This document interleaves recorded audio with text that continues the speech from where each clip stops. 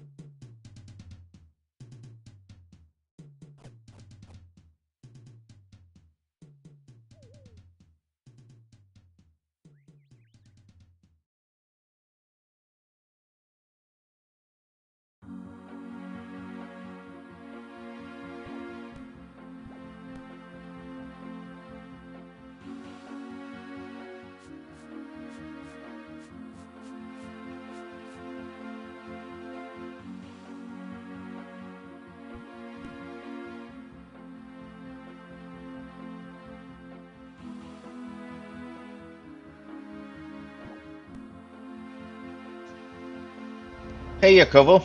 Thanks for stopping by. Good to see you as always. I know you're pretty active in this RuneScape series. Yeah, no worries, man. Just dropping by, saying hello. That's great. Yeah, sorry if the mic sounds a little weird if you hear my fan going in the background. Hopefully not too bad, though.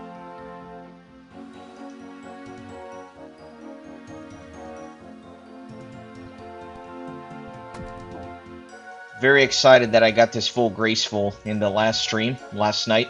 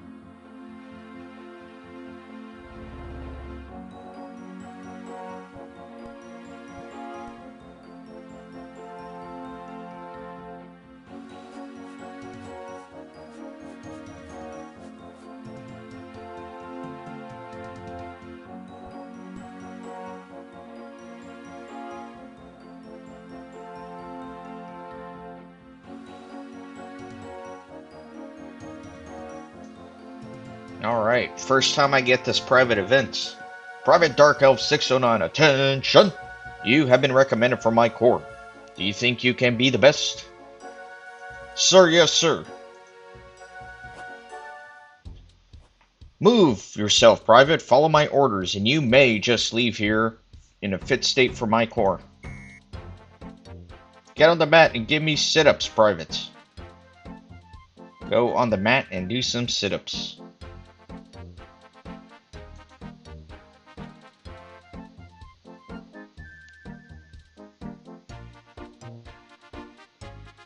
I want you on the mat doing star jumps, Private.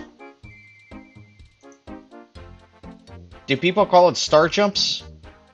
Never heard it called the star jump. It's always been called jumping jacks as far as I'm concerned. More sit-ups.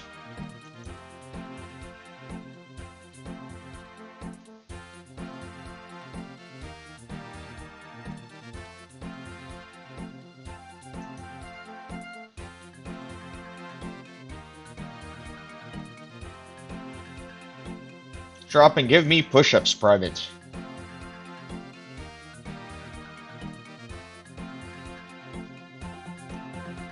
Well, I'll be. You actually did it, Private. Now take this and get out of my sight.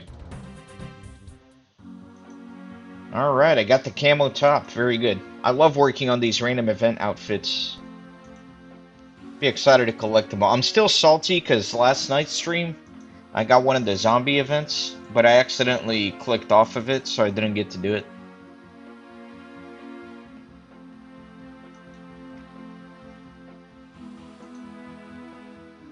Hey Akatsuki, welcome in as always.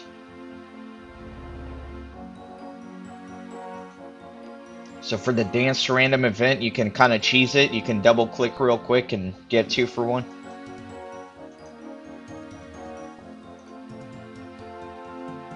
That sounds like something the developer should have fixed by now.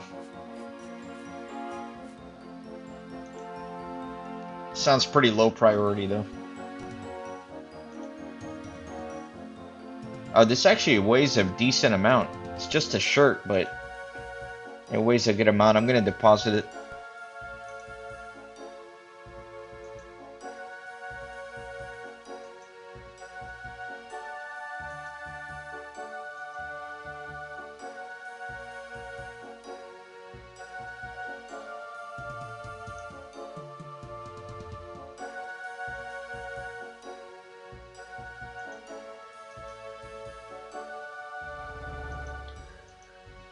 See, I've never had that event before. The dunce. I think I've seen it though. I think I know what you're talking about. You're like in a classroom and they ask you questions. I've never personally had that event.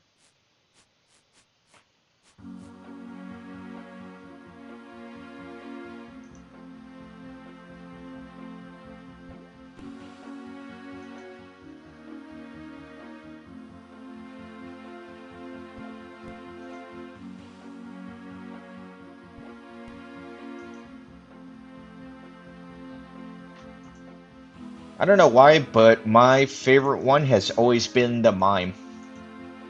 Ever since random events first came out, I was absolutely obsessed with getting the full mime outfit.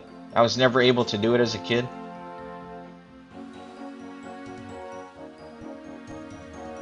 But I remember not caring what I was doing in the game as long as I had a chance of getting that random event. I've had one mime show since I started this account, and I got the stupid glass box emote instead of any of the clothing.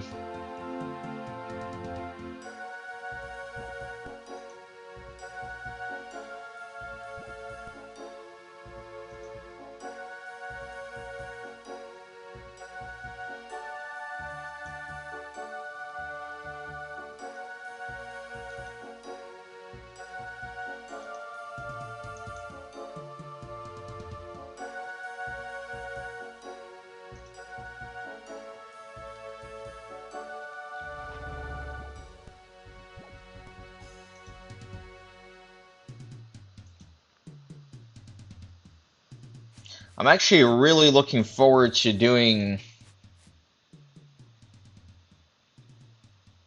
tasks, I guess, and collection logs. So whenever I'm done with all the quests, I think I'm going to have a lot of fun pulling up this collection log and working on things to scratch those off the list. I know to do everything is like a lifetime's worth of work, but it's going to be fun to look at specific collection logs, set some goals, and start grinding those. I think I'll really enjoy doing that.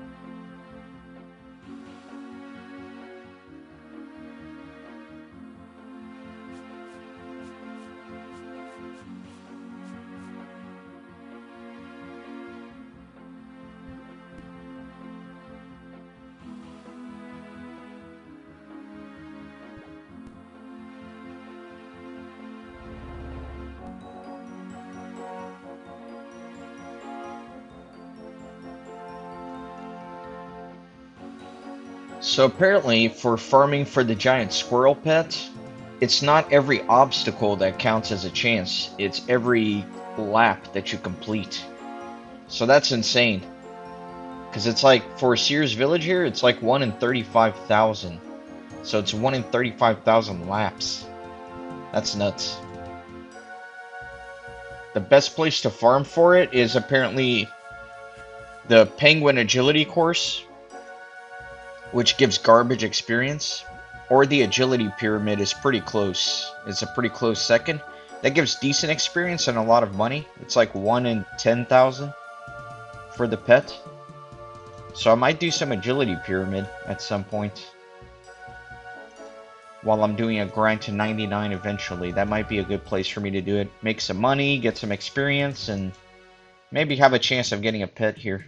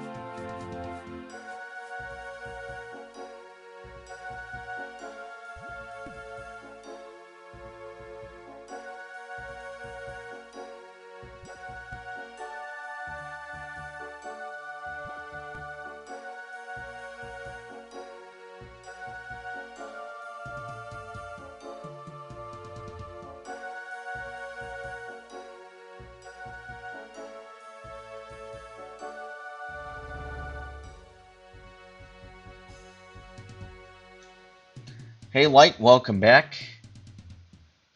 Good day to you as well. No worries about passing out. I probably should have done that much earlier than I did. But yeah, I'm up early because I'm actually watching the Wimbledon final. I woke up early for that, otherwise I would not be up early.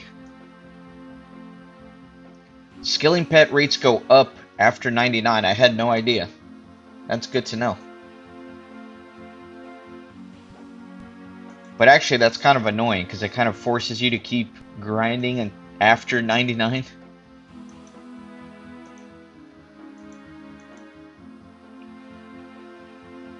I don't know, right now I'm not like super crazy about getting a pet. It's more like if it happens, it happens. But I think eventually down the road, as this playthrough continues, I'll start looking at actually collecting some.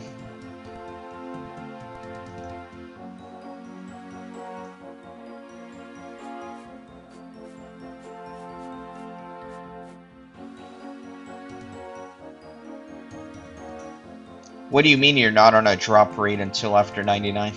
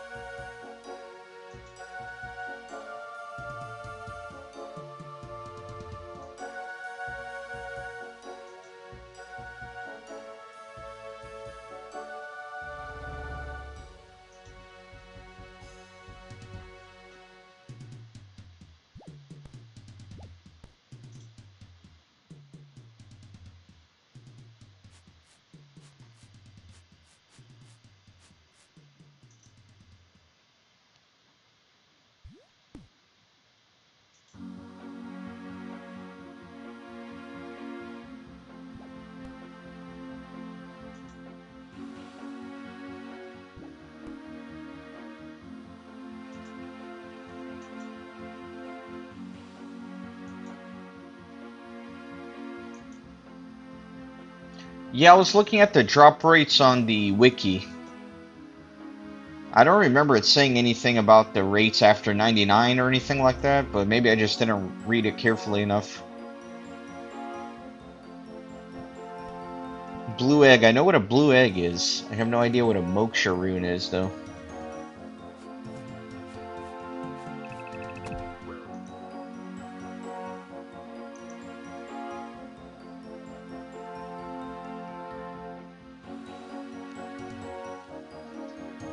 I know the eggs are hard to get, though. At least they were back when I was playing. So that's a nice surprise.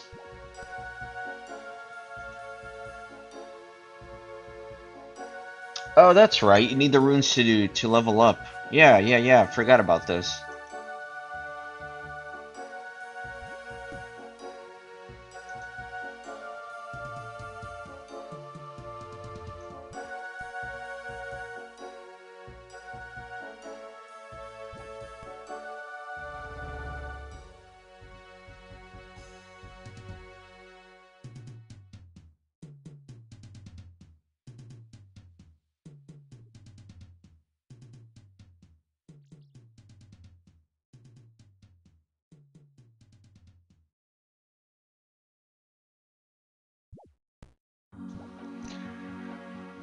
Doing the same thing I was doing last night. Grinding out this agility rooftop course.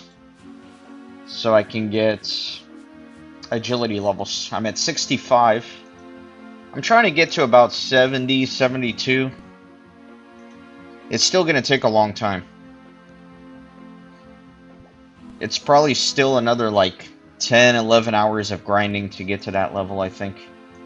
So a few streams. I'm probably going to stream for like, I don't know, 3, 4 hours today.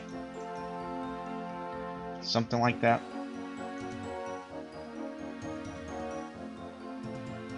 Depends how long this game takes, you know? It could be a quick game. I'm talking about the Wimbledon final. It could be quick, or if it's very back and forth, it could take several hours.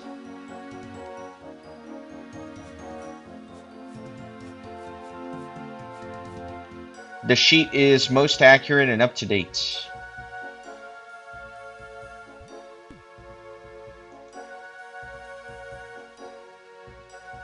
All right, I'll have to look into that and see.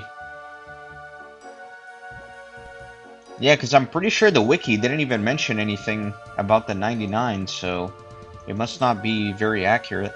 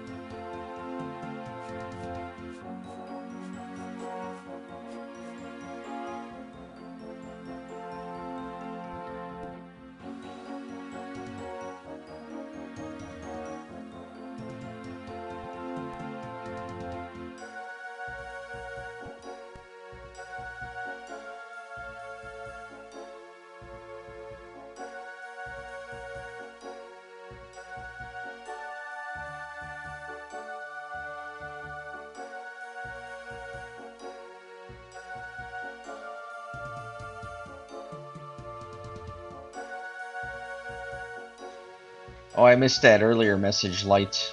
You're doing a workout right now?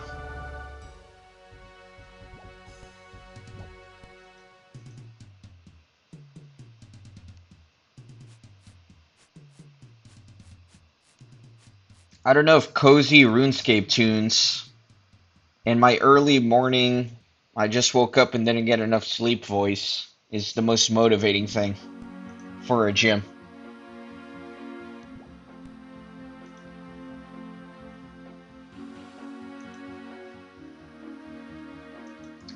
Early morning treadmill, that's good. I think it's very good to wake up your metabolism like that, doing early stuff.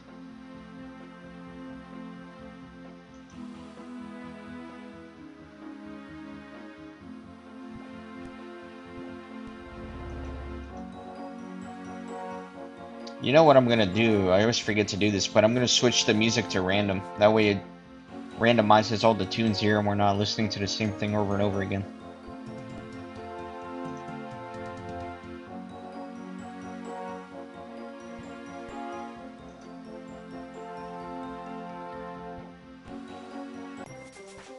You mean 3 miles? 66 agility, nice.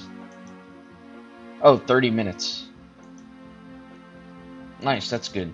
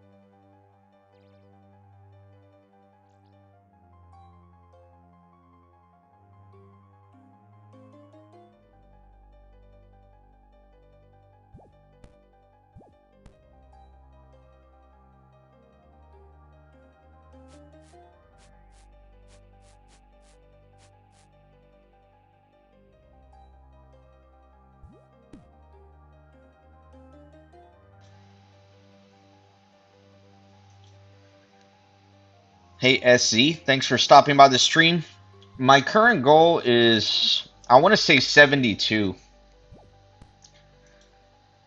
So I finally got my full graceful at the end of the last stream, which is nice. So that was a big goal. But for right now, I'm at 66 agility. I'm thinking about getting to about 72 because that's the, I guess, the milestone that kind of decreases the time it takes to restore your energy. Or actually, you know what? I'm thinking about going all the way to 75. The reason for that is at 75, you don't fail any more obstacles at the agility pyramid. And then I can go do agility pyramid for future agility grinds.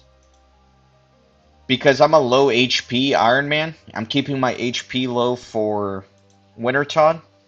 And so if I fail an obstacle at the agility pyramid, I take a ton of damage. It's like anywhere between 8 and 10 damage, which is a lot. But if I get to 75 agility, I can't fail any more obstacles there. So it makes the agility pyramid a lot safer for me to go to. And then I think Agility Pyramid is a good grind for me because I'll get a lot of money, I'll get reasonable agility experience, and then I'll get one of the higher chances for getting the pet. So that might be a good place for me to bunker down to do like the higher level agility grind from 70 to 99. I'm not going to go Agility Pyramid all the way to 99, but I'll probably spend a good amount of time there. Mainly for the money. So yeah, 75 might be a better goal. I'm not going to... Or 75. I'm not going to go straight to 75 though. I'll probably take little breaks here or there. Do a little bit of agility, record some episodes, do some quests, come back, do a little more.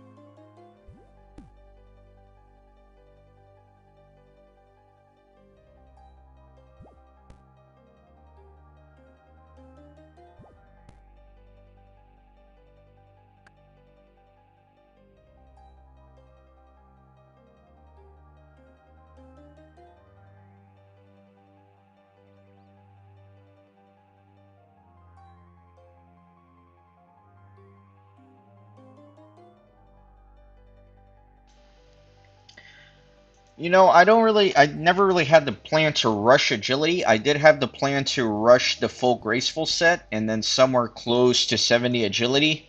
And then after that, I wasn't really going to focus on it too much. I think the full graceful is certainly important, and I got that.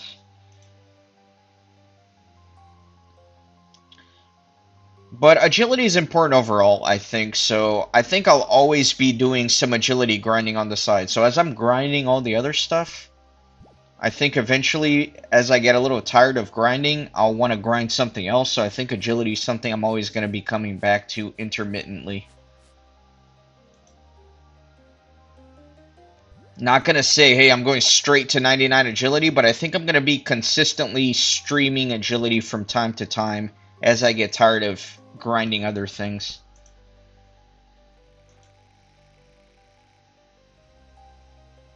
You find it boring past 80 to be too bothered? Yeah, you know, honestly, I think the benefit after 80 is a lot lower. Like your benefit to time commitment ratio drastically drops after like 75, 80 agility.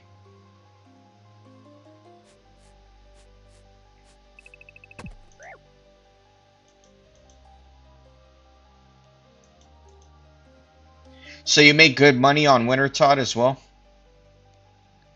Even if I can't sell anything to shops? The thing with the Winter Todd rewards is I think I'm going to hoard the rewards because aren't your rewards a lot better if you hold off until your Herblore level is a lot higher? I have to look into those details again, but I was thinking about hoarding all of my Winter Todd loot crates until my Herblore is like the highest it has to be for the best Herblore rewards.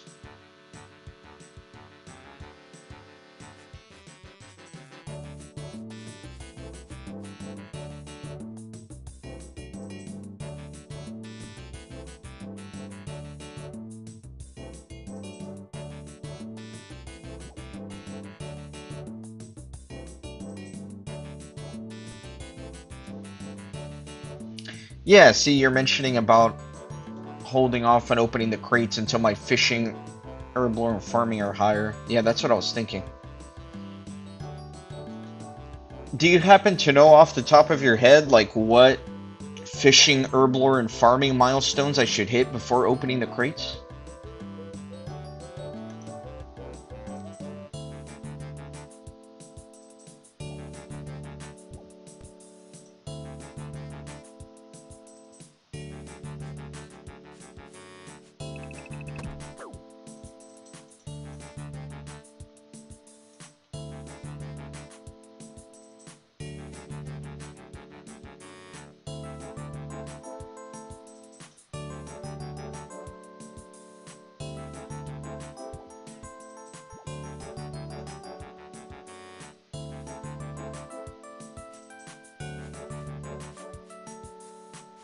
You're too tempted every time. That's fair enough. I think I'll probably open up a lot of them as well, just out of sheer necessity on this no shop Ironman. I'm gonna need some stuff coming into the account. Can't just hoard a million crates to open later.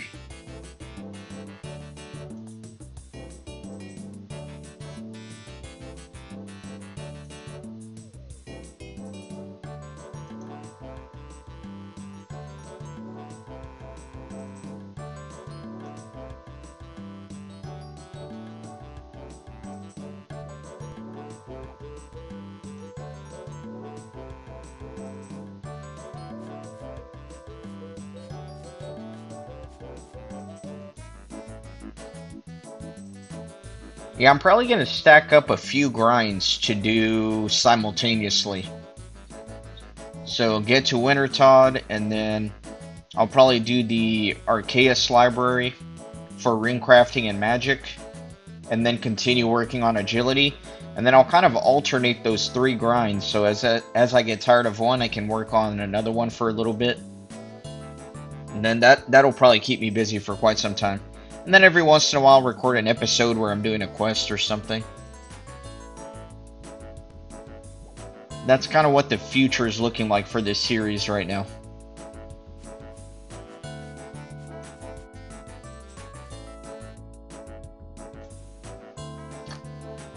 They nerfed the library method? I hope not, because I was really looking forward to that.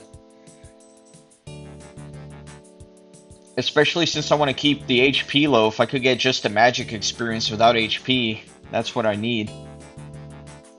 The reason I wanted to do the library is so I could get the rune crafting experience, so I can do Guardians of the Rift, and then I can get a bunch of runes, and then also the magic experience. So that I can unlock the basic teleports, and then I can get runes and the teleports, so I can teleport around better.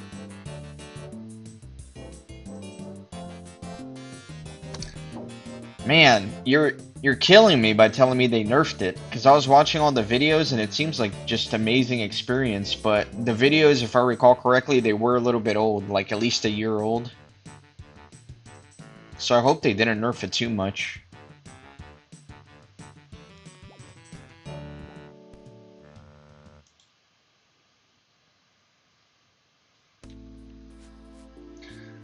I never intended to use it as like a big grind, but I did want to get the early magic and rune crafting levels out of the way, so, you know, just getting like to 40 magic, 40 rune crafting should probably still not be that bad, even if it is nerfed.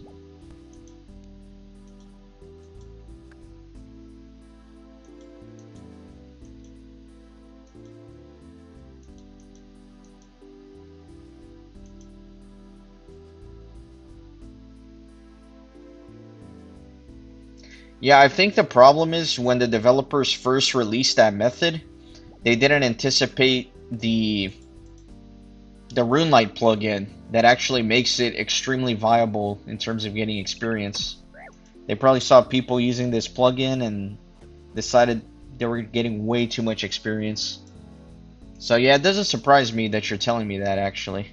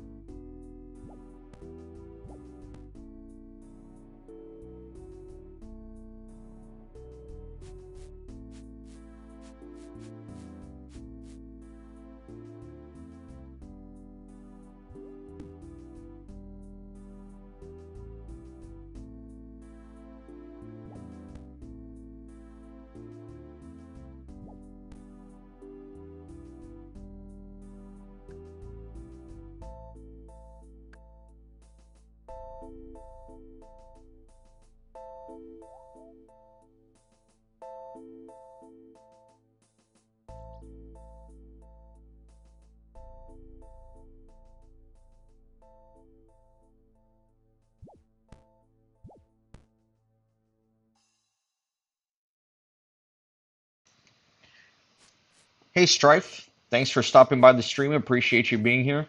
So you're saying they nerfed it pretty much right after they released it. So I guess the videos I've been watching should be accurate in terms of experience. which still seems like really good experience to me from what I've seen. So if you're saying they nerfed that, then it really must have been wild experience when it got first released.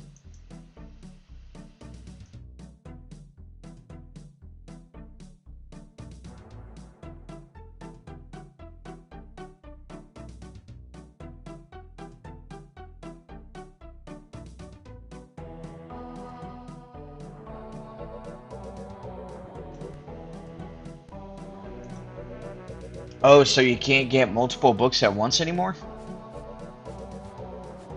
I did see a video of some guy that, like, for whatever reason, thought it would be a great idea to just bank a bunch of books and start using them all at once.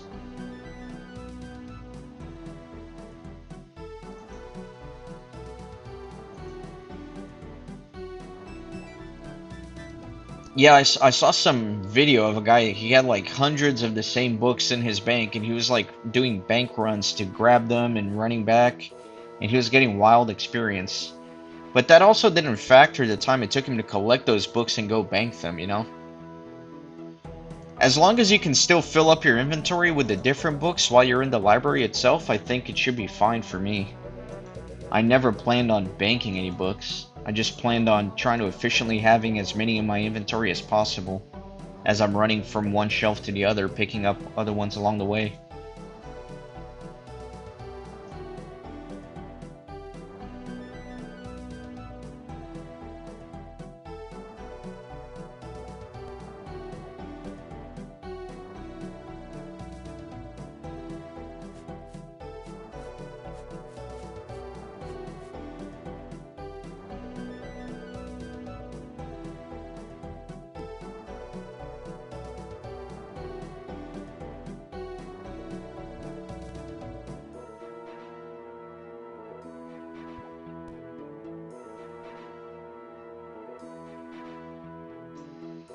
Okay, so you can still fill inventory, you just can't bank.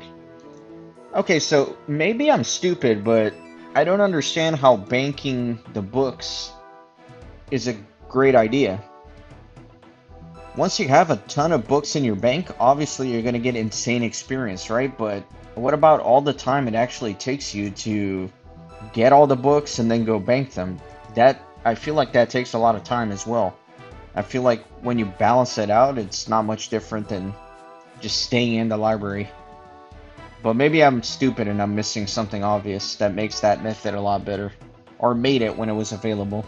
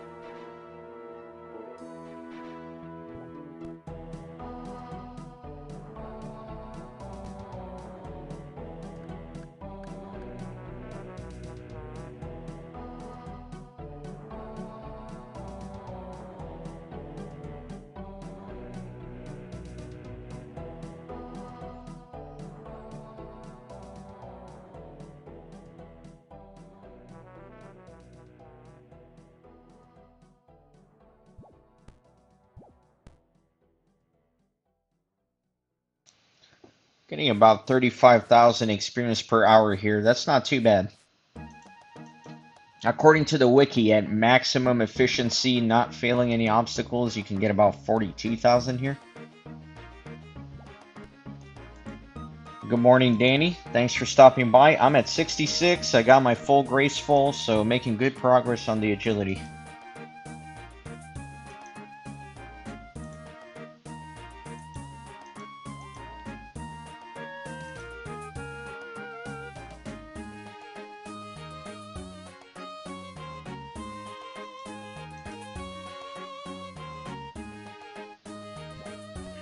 Yeah, Akatsuki, I agree that there are better ways to train magic, but I just thought for this account specifically with the restrictions that I have, that it's going to be a really good idea for me to use that as my early magic levels. Because I'm not going to be able to buy a battle staff, I can't buy runes, so casting spells is kind of difficult for me early on. And so I think the library is a great idea for me. Nothing crazy, you know, just like 40, 50 magic, which shouldn't take long at all. Open up the teleports, and then of course get the 27 rune crafting with the library as well, so I can do Guardians of the Rift and start stocking up on runes. Danny, my target is a little loose right now for agility. Initially I thought 72, yes, but I'm actually thinking about going to 75 because at 75 you stop failing any of the obstacles at the agility pyramid. So if I get to 75, I can safely go do agility pyramid. Because right now, if you fail an obstacle at the pyramid, you take like 8 to 10 damage, which is a lot with my low HP. So I don't want to go there until I have 75 agility. I'm not going to go straight to 75. Like, I'm going to do stuff in between. Record episodes, grind some other things, but I'd like to get to 75 agility sooner rather than later.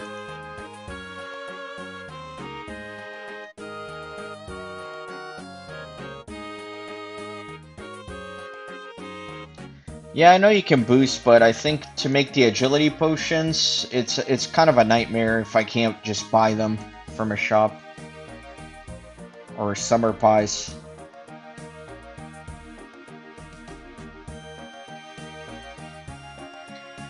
The experience here at Seer's Village Rooftop is not too bad, so I don't mind staying here until 75. It's not that bad.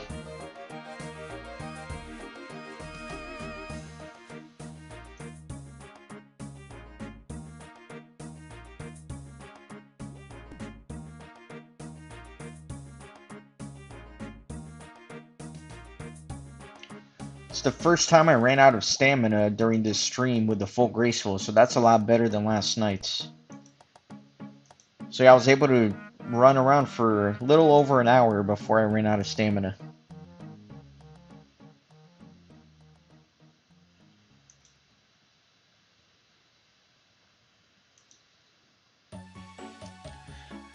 Yeah, I know there's a ton of running over at the library, so that's why I definitely wanted to at least get this full graceful before doing anything in there. I know I'll be running out of stamina in there, but I'll do my best.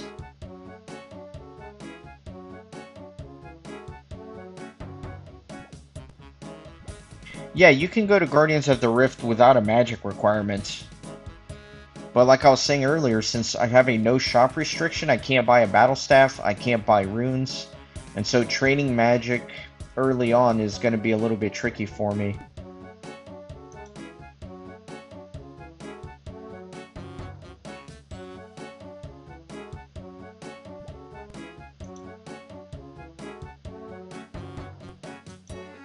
So I'd rather get at least enough magic to be able to unlock the basic teleports, you know, like teleport to Varrock, teleport to Falador, that kind of stuff. Oh, my stamina was at 100 and here I am walking around.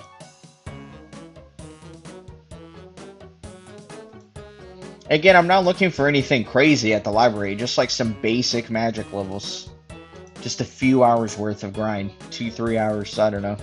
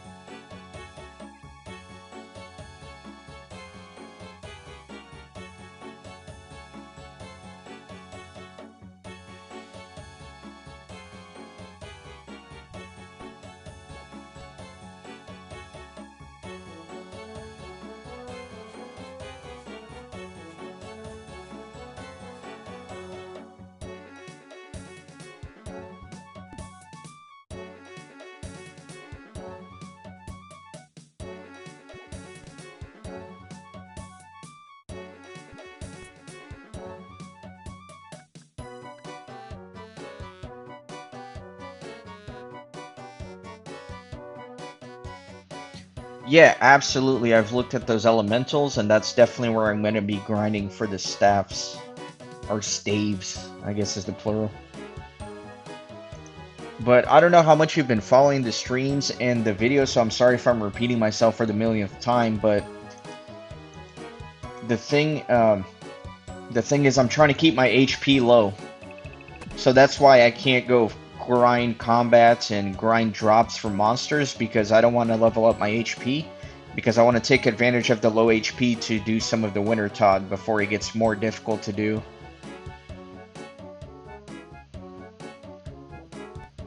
So yeah, if I wasn't worried about low HP, I probably would have trained my combat high enough to go grind some of the elementals already so I could get a staff, but since I want to keep the HP low until I do the Winter Tod grind, then it's going to be a while until I can go do that.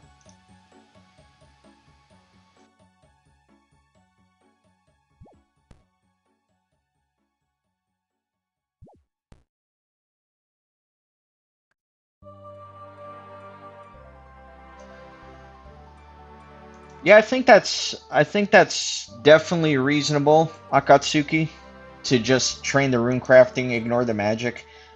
I just want something to be able to cast, right? Like what's a good basic cast? Like I probably want at least Fire Strike, right?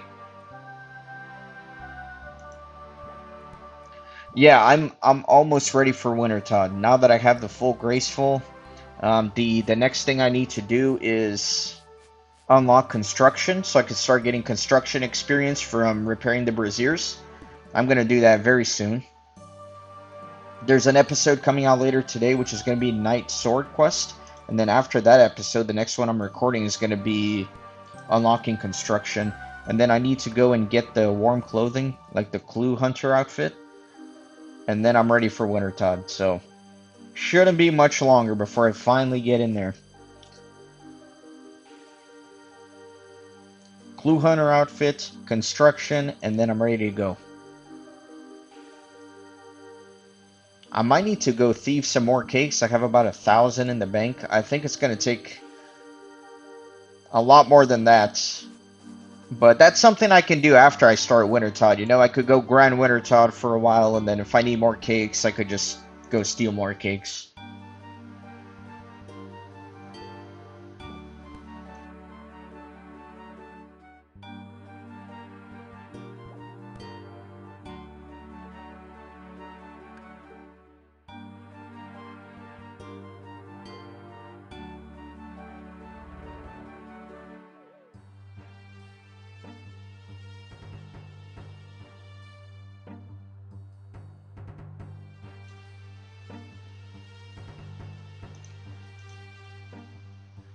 The thing with your strategy, Akatsuki, of not training magic at the library is, while I am doing Winter Tod, it would be very nice to be able to teleport around to do like some farm runs.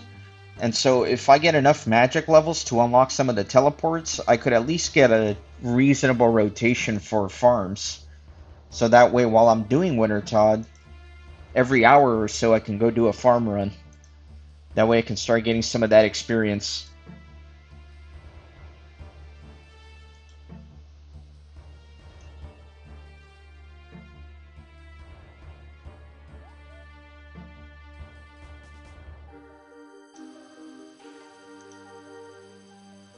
Yeah, let me see the levels here.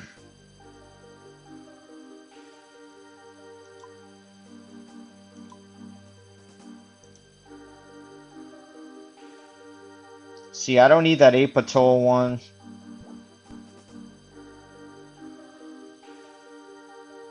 Camelot, 45. So like the highest teleport I would need is level 45, which does not sound very bad at all. I think it wouldn't take me long to get to 45 doing the library. I think that might be worth it just so I can do farm runs. No, I didn't really go in depth looking at the minigame teleport locations. I did look at one thing though, and that is that there's not a teleport to Winter Tod. The only way to teleport there is with a games necklace, which I cannot buy or make yet. So I'm gonna have to find a better way to figure out how to get back there once I do farm runs.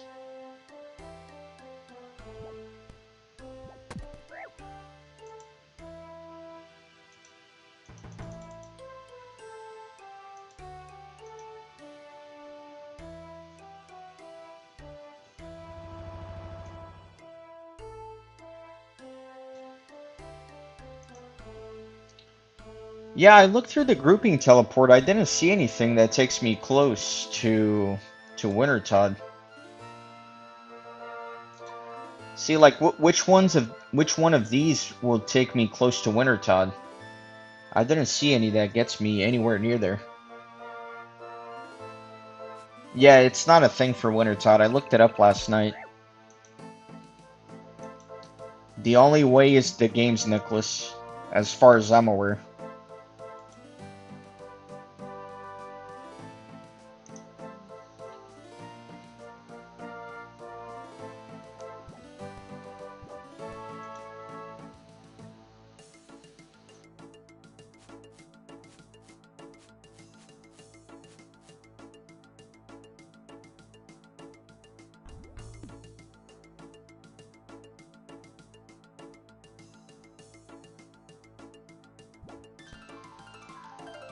See, honestly, now I'm kind of annoyed because it's going to be another detour. I'm almost thinking it might be worth getting enough crafting to make a games necklace for the Wintertod grind. That way I can efficiently do farm runs while I'm doing that grind. What crafting level do you need to make a sapphire necklace? Well, I guess I can look it up right here, right? Let's see.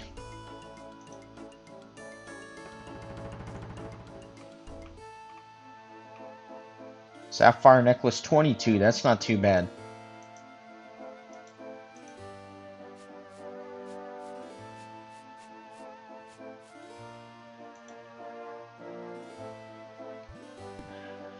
You know, you'd be surprised. The sapphires are actually not the limiting factor. The limiting factor is actually going to be my no shop restriction because I can't get an amulet mold. There's one in the crafting guild, but in order to get in the crafting guild, I need a brown apron, which I cannot buy. The only way for me to get a brown apron will be to get my construction up enough to build that one item in your player-owned house that has an apron. So then I would have to grind construction.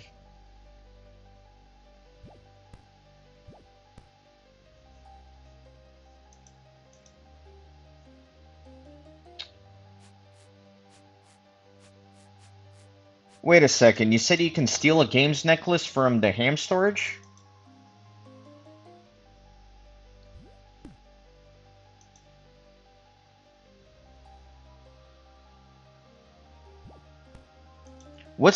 Can you look up the drop rate on that for me?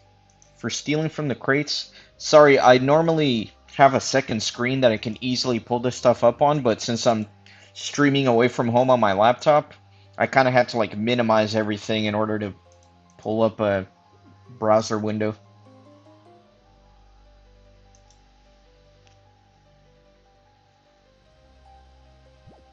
Because if the drop rate's not that bad, that might not be a bad idea, because each games necklace has, what, 8 charges? And if I do like one farm run every hour, one necklace is like 8 hours worth of teleports. So even if the drop rate's not that bad, if I get like a handful of necklaces, then that could be reasonable.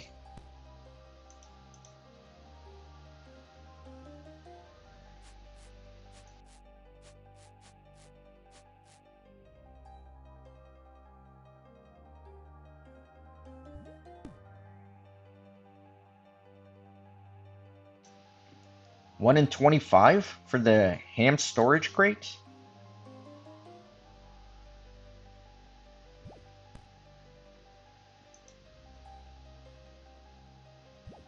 Or are you looking at like monster kills and stuff like that?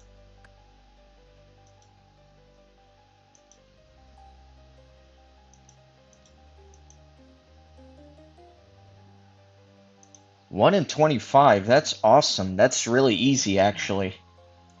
So it's unenchanted. So what level? Yeah, it's a level 1 enchant, right? For the games necklace? Because it's the sapphire one? Is that right? Level 1 enchant?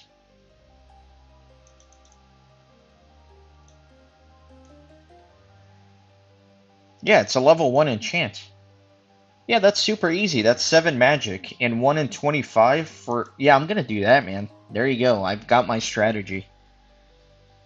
So that's one more thing to do before I finally head to Wintertodd, is I am going to go thieve some sapphire necklaces. I'm not going to need that many, but it'll be nice to have like a handful of them. And then my magic's already 10, because I've done some quests, so I can already enchant them. But then I need to worry about the runes. Ooh, I need a cosmic rune. Dang it. I have to find a way to get cosmic runes. I know those are probably not the easiest to come by.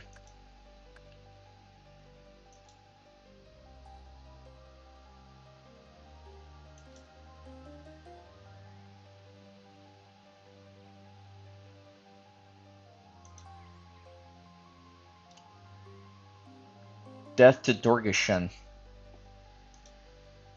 Is that so I can access the area where the crate is or something?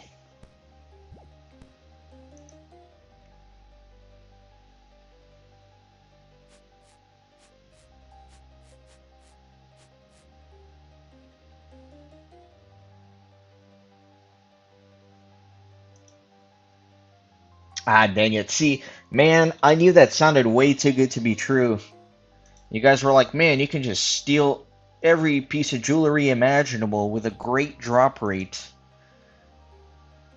And you already have enough magic to enchant it. It sounded too easy. It sounded too easy.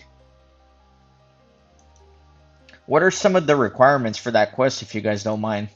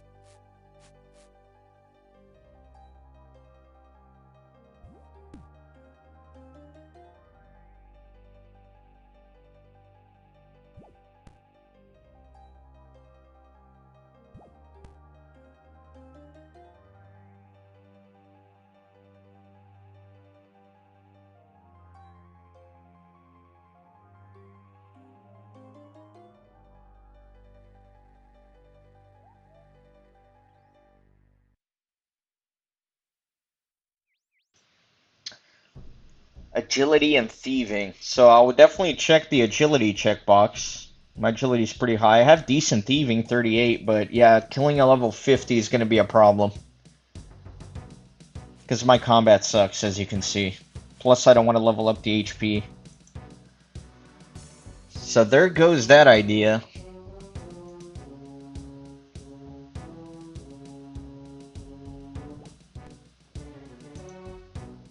Dang.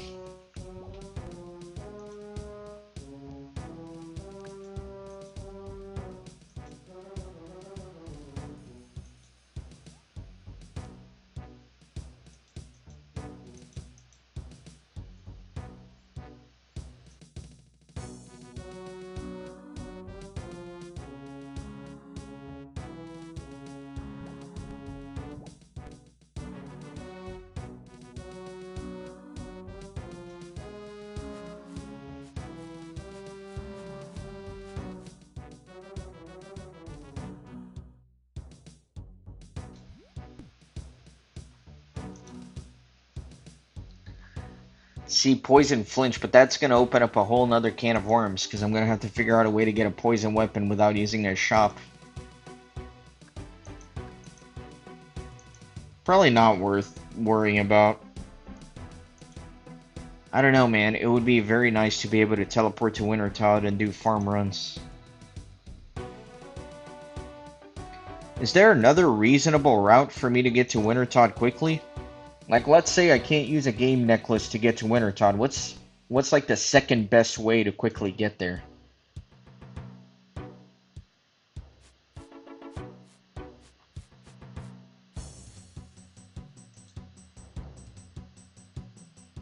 Because it's really in the middle of nowhere, right? It's like all the way up there. There's not very many good options. There's a fairy ring, of course, but clearly I can't use those yet.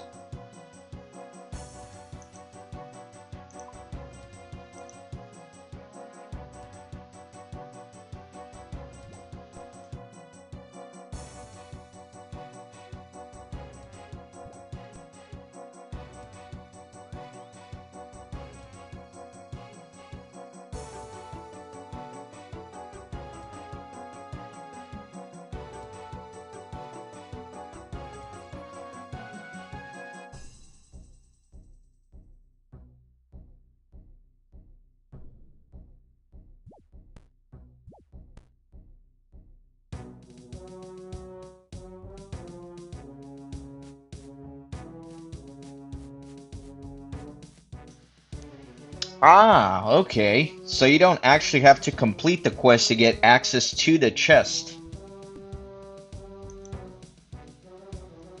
Very nice. Okay, so I might definitely do that. Because then I could steal some sapphire necklaces, I could enchant them, and then I'll have a great way to do farm runs while I'm doing Wintertodt. And I think that's going to be an amazing thing to do. I think it's definitely worth it. I hate leaving a quest halfway finished, especially when I'm recording episodes and stuff like that, but I might have to make the exception for that.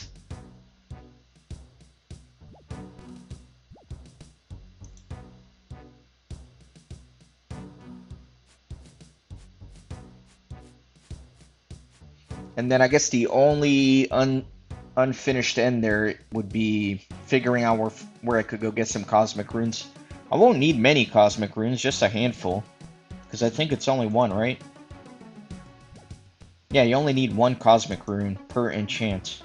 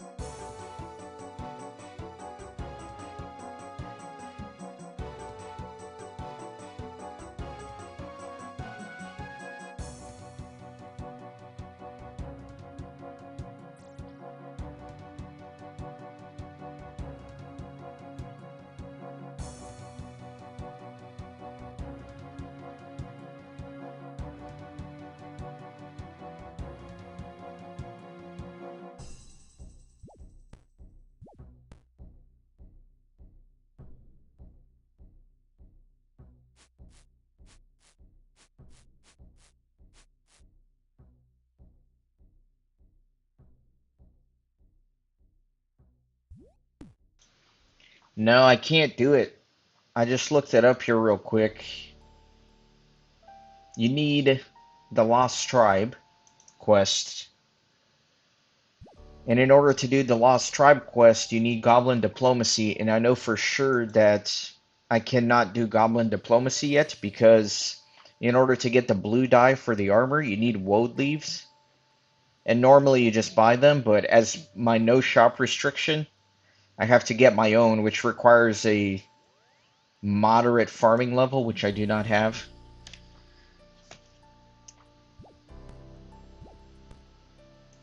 So never mind on that as well.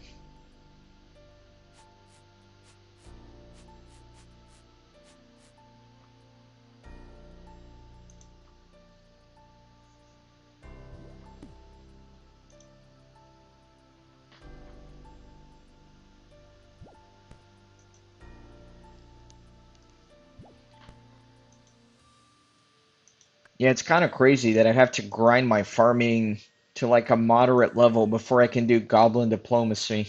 That's like one of the first quests people would do.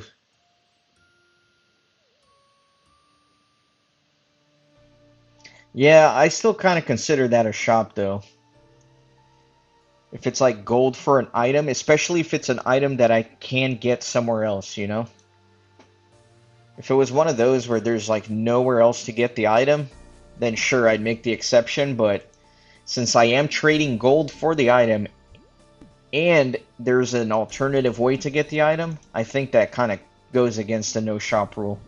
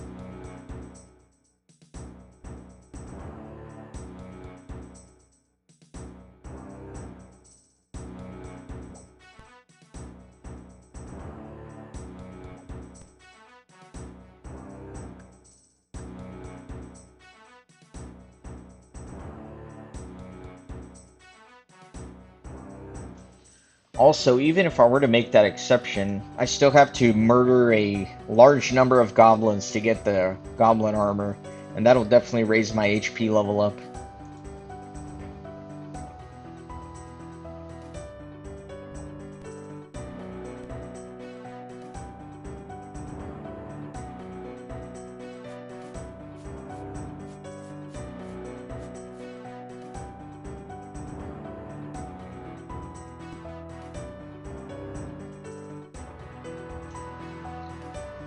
You can get goblin mail from a crate? I had no idea.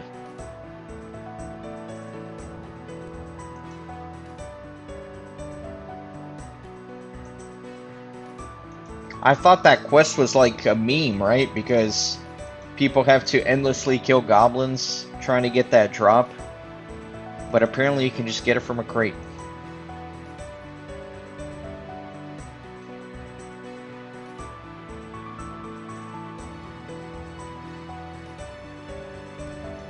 Yeah, I always thought that quest was very ironic and funny because you're trying to like avert a major war and loss of life between the goblins. And the way you do that is by slaughtering hundreds of them and taking their armor. But I guess not. I guess you literally just take it from a crate. Wow, man, I've done that quest so many times as a kid, I never knew.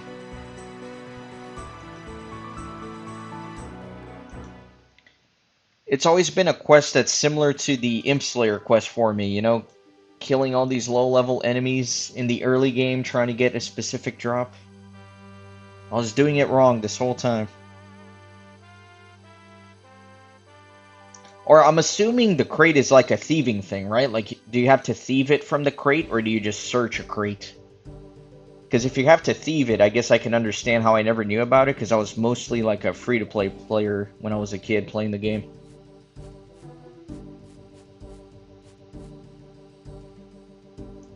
No, it's just free. Alright. Wow. That's crazy, man. My mind is kind of blown right now.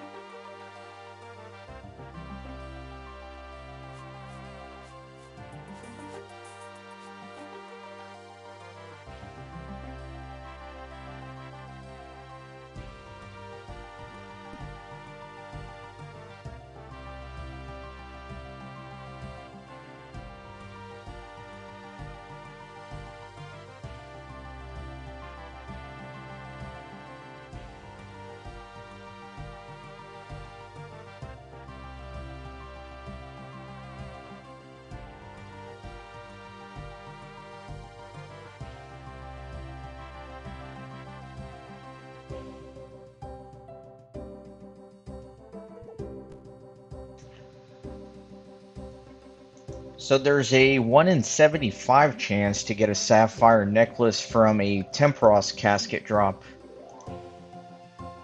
And Tempros is definitely a grind I want to do. So I don't know, should I go do that first?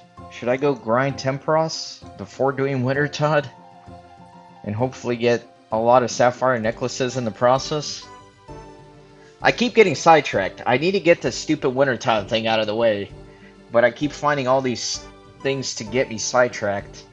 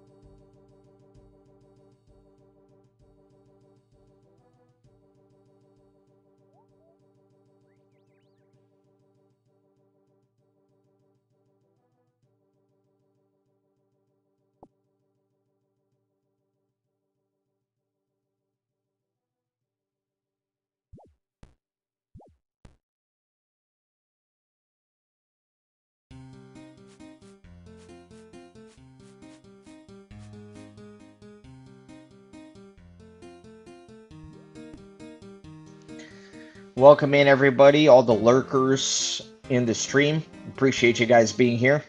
7 people watching, that's actually really good for me. Small channel, so 7 is like, wow man, I'm doing well right now.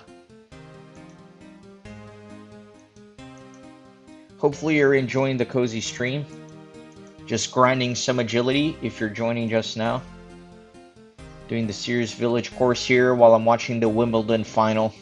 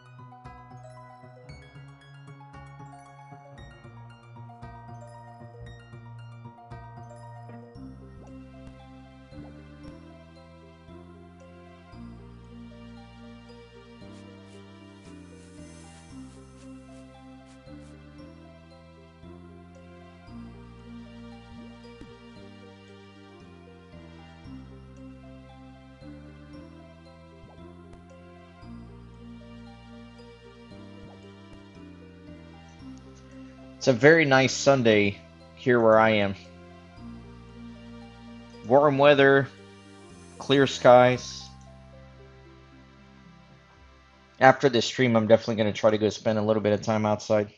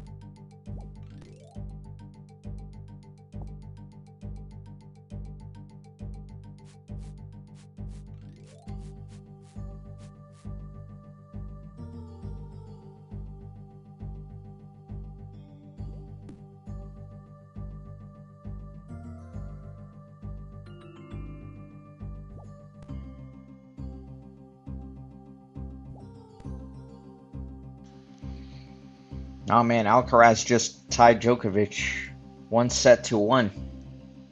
Very competitive game. It's a good final so far.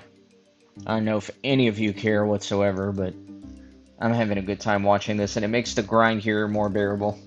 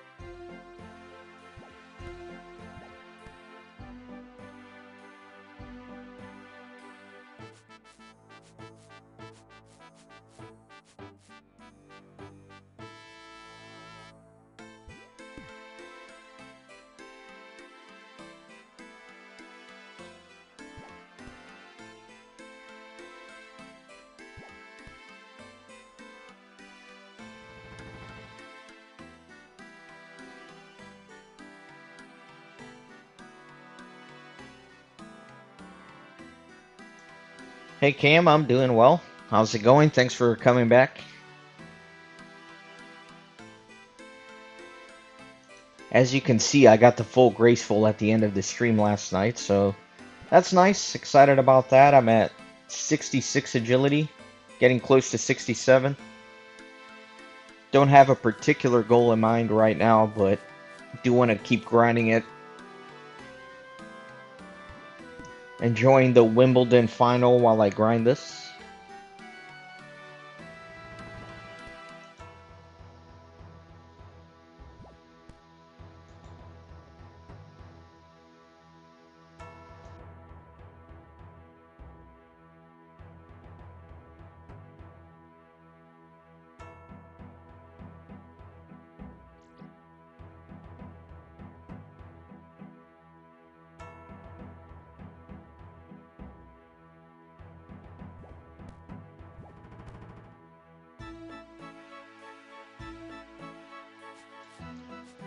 Yeah, the milestone I'm looking forward to is 75, because at 75 you don't fail any obstacles at the agility pyramid, and that's a great money maker for Ironman. I'm not going to go to 75 in one go. It'll take me a while to get there. Definitely going to be doing a lot of stuff in between that, but that's kind of the soft goal in terms of agility. The Wimbledon is going awesome. The game is super competitive, so it's a lot of fun. Divinity 2 Original Sin. Now that is a good game with great music. Never beat it.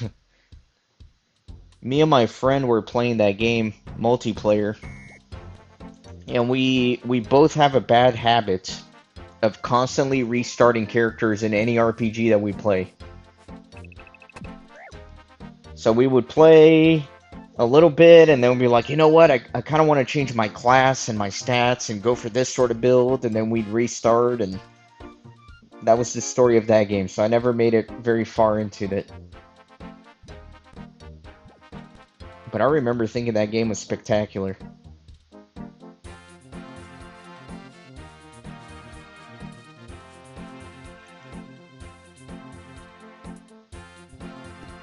Yeah, I don't know if Danny is still in the chat, but yeah, me and Danny were playing that. How many times did we restart our characters on Divinity 2? Like 5 times?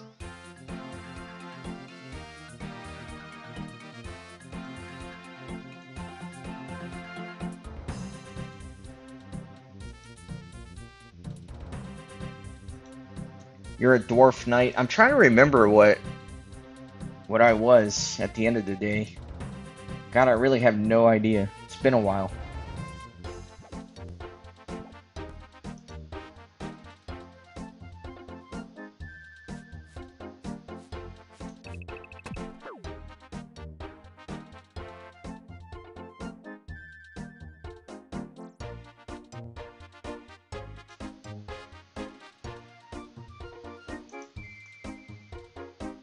Yeah, but one thing I definitely remember from the game is the music. I thought it had an excellent soundtrack.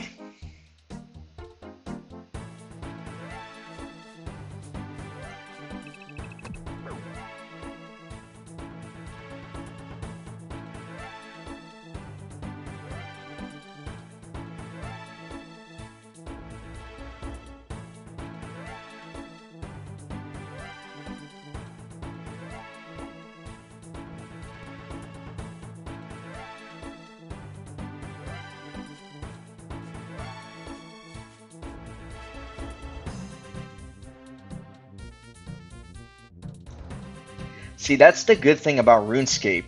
There's not so much pressure to make a new character, because there's not like builds, you know? I guess you could make like a pure or something like that, but in general, you know, everybody has the same skills, everybody can level the same skills, you don't lock yourself down to a specific path. So I never felt as much pressure to keep restarting my character in RuneScape.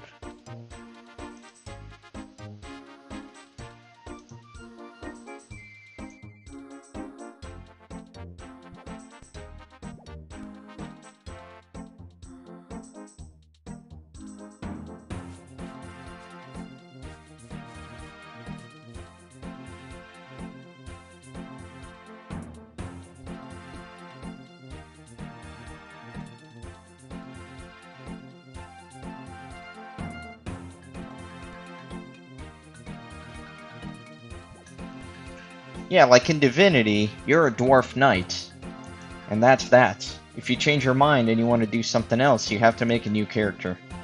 If you're unsatisfied with how your build is going, you have to go make a new character. In RuneScape, you don't have that pressure. It's like, alright, my character is smithing, I'm tired of smithing, I'm gonna go train my agility.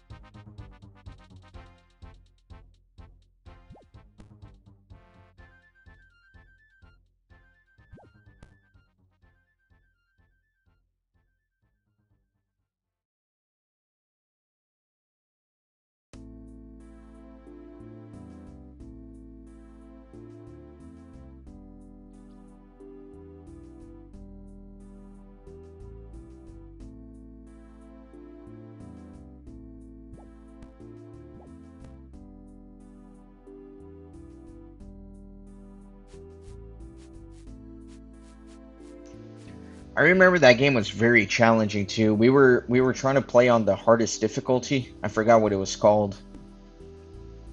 But it was very challenging, man. There were some battles that were very difficult.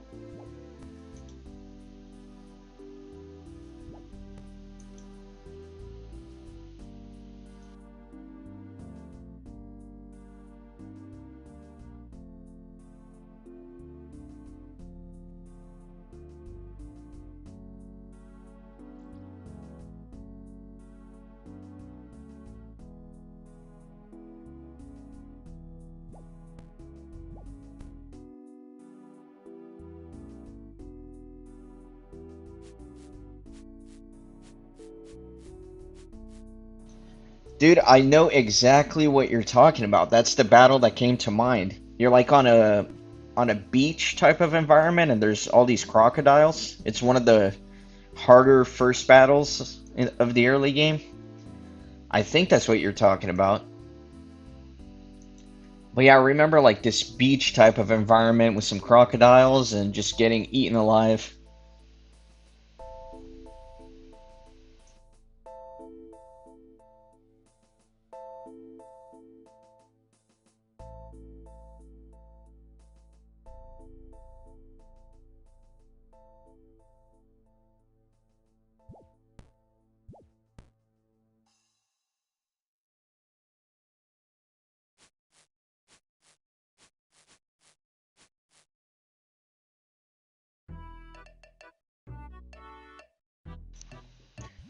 Yeah, and that's pretty early on in the game, right? So I remember doing that battle and getting creamed, and I was like, man, we just started the game. How much more difficult is this gonna get?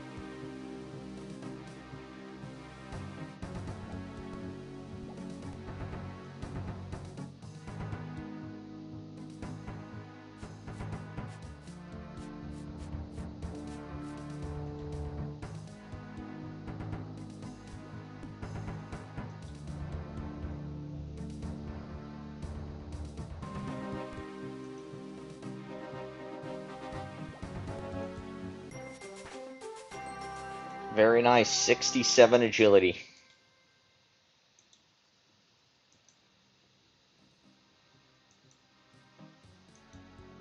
Making good progress.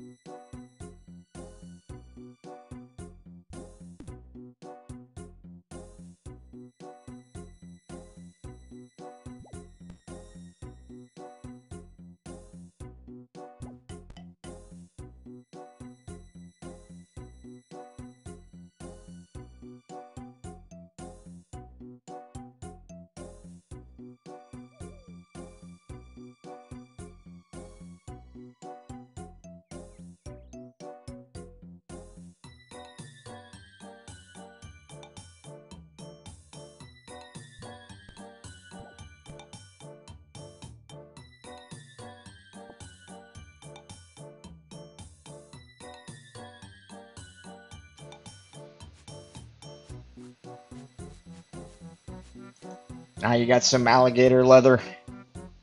Make some shoes out of them.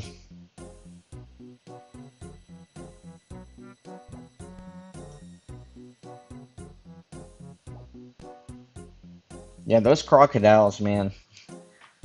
Like I said, I played the game so long ago, I don't remember too much about it, but that's like the first thing that comes to mind when you say Divinity 2. It's like that little beach with the crocodiles.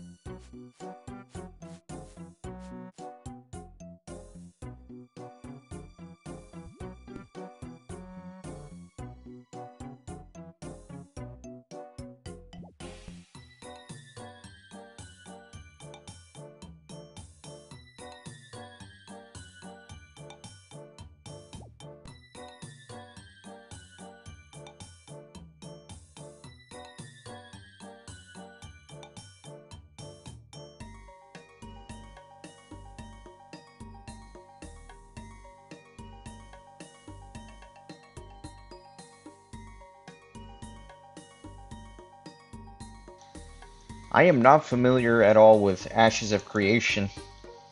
It's the first time I'm hearing about it.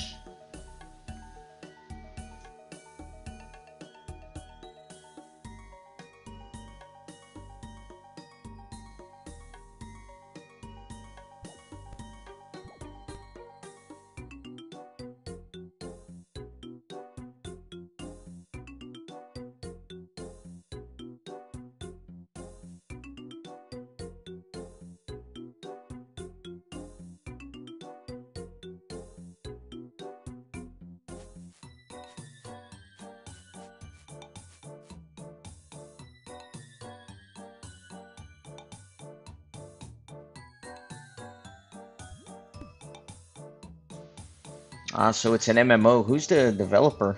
Do you guys know?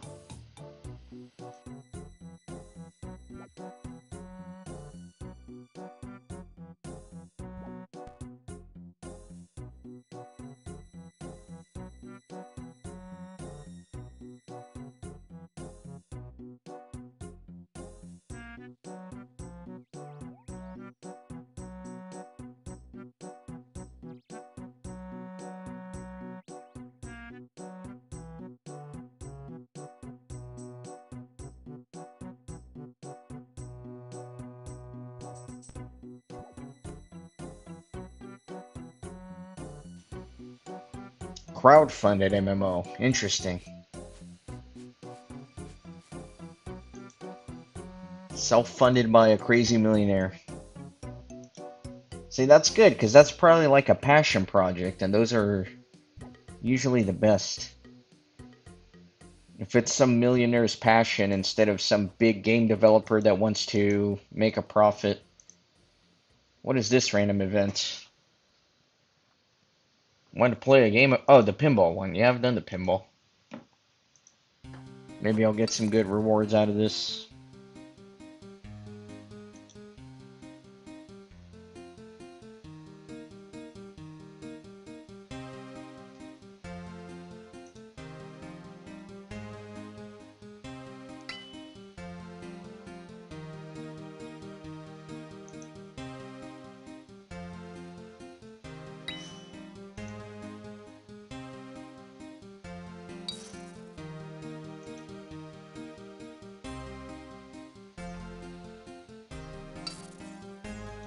Alright, so the guy has a good vision for the game. Yeah, I'll have to take a look at it just so I can get like a general vibe of what it's like and what it's about. But yeah, I like the idea of a passionate person kind of leading the project as opposed to some profit-driven studio. That's the problem with all these recent MMOs that are coming out, is just some big studios trying to cash in on the trend.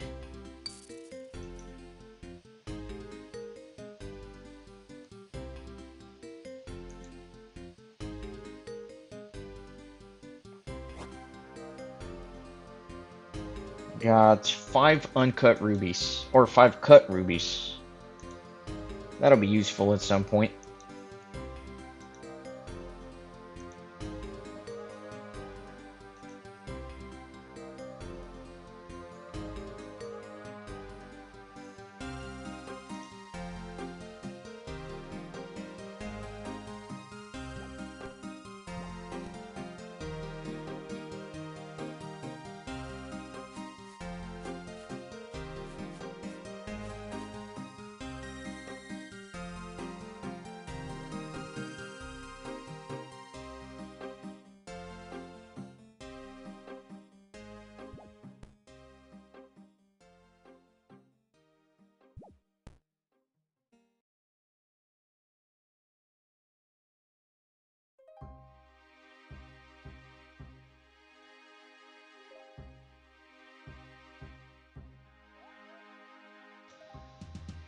Let me just go ahead and deposit these rubies here.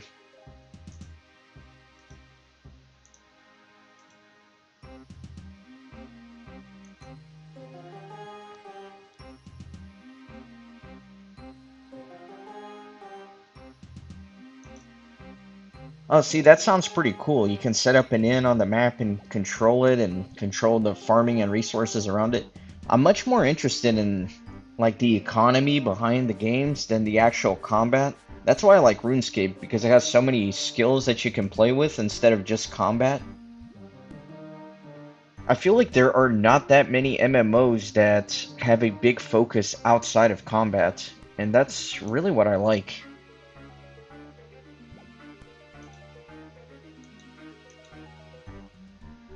Like hacking and slashing and killing monsters, that's fun, but when your game is just that, it kind of gets old. That's why RuneScape is a perennial classic, you know, there's so many different things to do. So that sounds like a lot of fun, that you can really control resources in the economy and fight over territory on the map. Maybe I should not look into that MMO, though. Last thing I need is to get excited about another MMO. Sometimes it's better to just not know.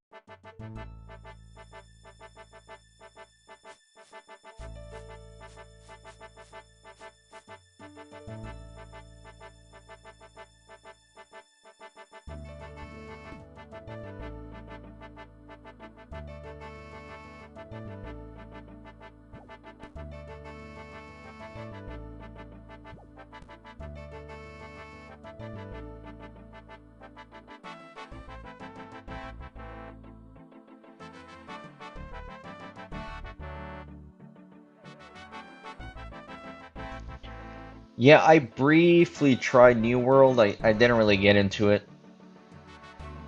Now, Albion, that is an MMO that I've looked at that looks amazing. I feel like I would absolutely love that game. So that's why I never started playing it, because I think I'd get addicted. But yeah, Albion looks like so much fun.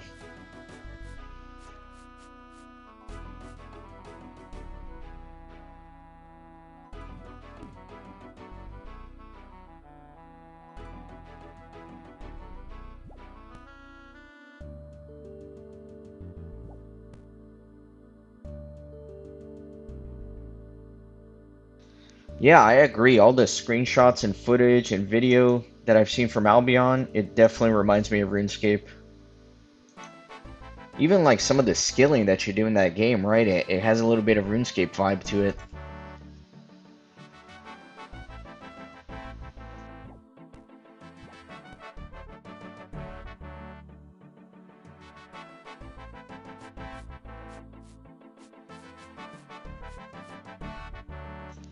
I like the games that are a little bit more stylized and with character, especially when it comes to MMOs, instead of like hyper realistic, Unreal Engine type of MMOs like New World, I guess. I like simple, stylized graphics for MMOs. I don't know why, it's just always been like that. Probably because I kind of grew up with that style.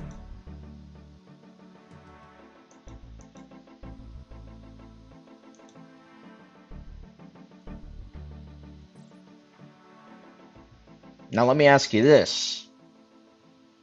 RuneScape was actually not my first MMO, even though I started playing way back in RuneScape Classic. If you guys recognize this MMO, I'll be impressed. My first MMO ever was a game called Hellbreath. Anybody here ever play Hellbreath?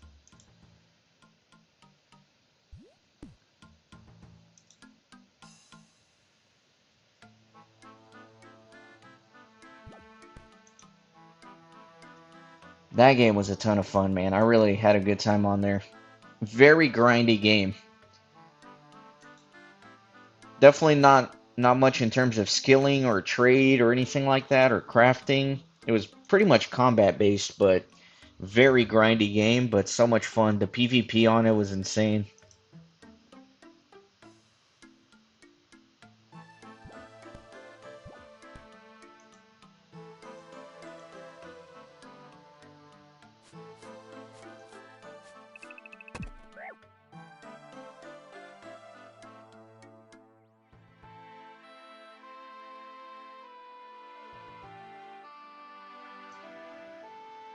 Oh, you have a channel? I'll have to check it out.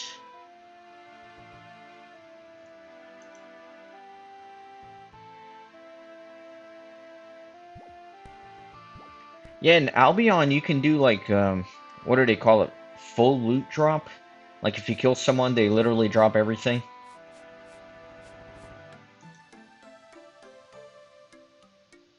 I think that's really exciting, you know, like high risk, high reward. Probably some pretty big adrenaline rushes, PvP.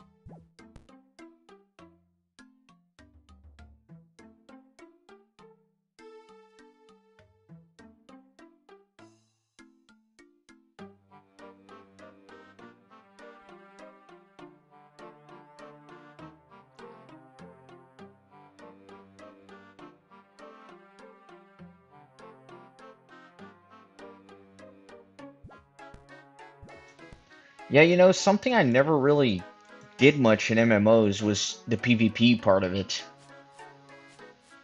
which I'm kind of ashamed about, because that really seems like it should be the most fun part of any MMO. But I've never gotten into PvP very much in any game that I've played. Of course, I've played around with it and stuff like that, but I don't know. It was just never my main thing. Like back in RuneScape Classic, I did have a strength pure, and I'd mess around in the wilderness a little bit. Never seriously.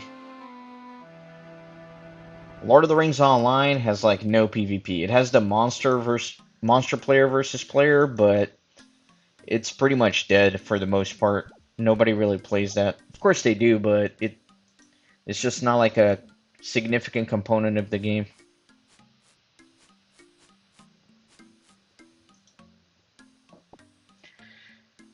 Yeah, man, it's a little bit anxiety inducing, right? Like, especially back in the day, like the whole marketing behind the PvP in RuneScape 2, just the fact that it's like, oh, you're crossing over into the wilderness. This is the wild area where there are no rules. It's kind of cool.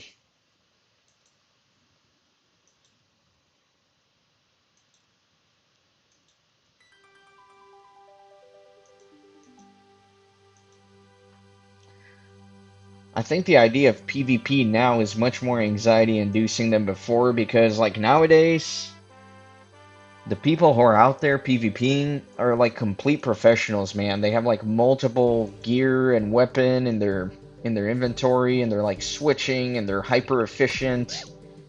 Meanwhile, somebody who's never PvP'd and doesn't know what they're doing, they're just completely screwed out there.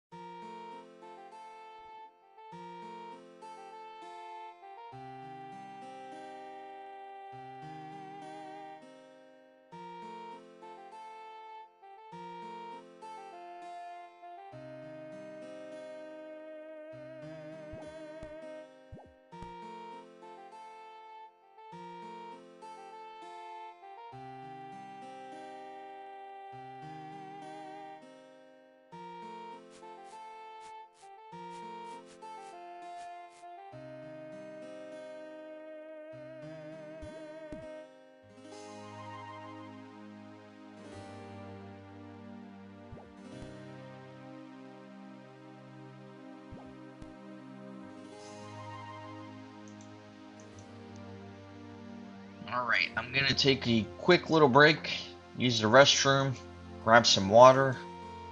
Been streaming for 2 hours, 40 minutes. Definitely need a quick break. Probably about 5 minutes or so. Be back soon.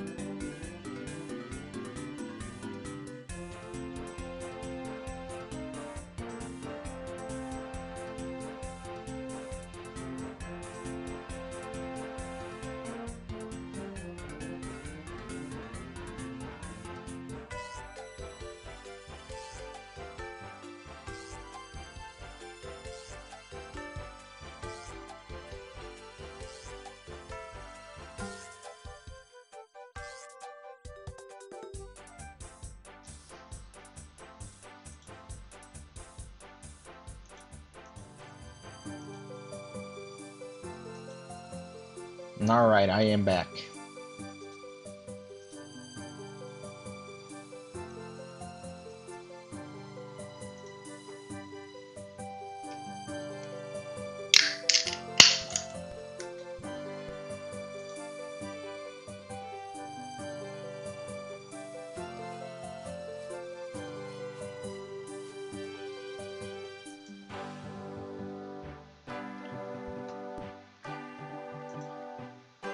About to hit 500 laps on this course. Was that super loud?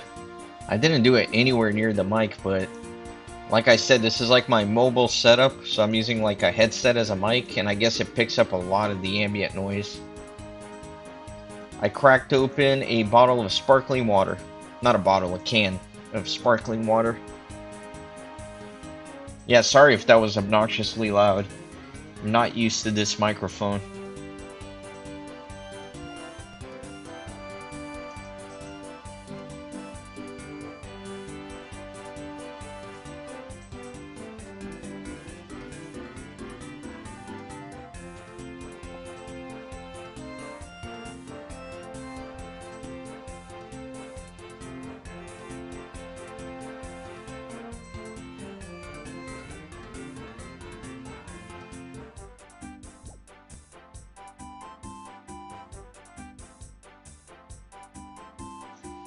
Is the mic too loud overall? Even when I'm not speaking, I see it peaking a little bit. I think it's picking up the laptop fan. Like a little bit of humming.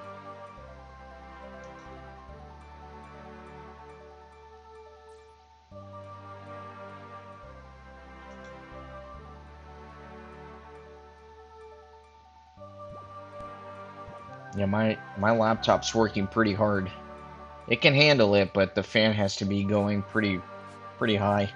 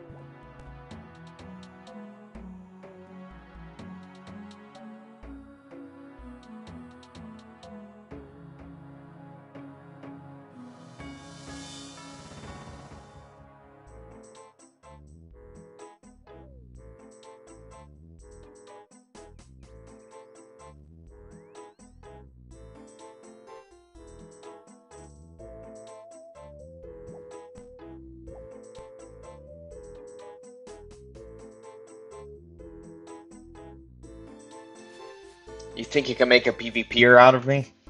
I don't know, man.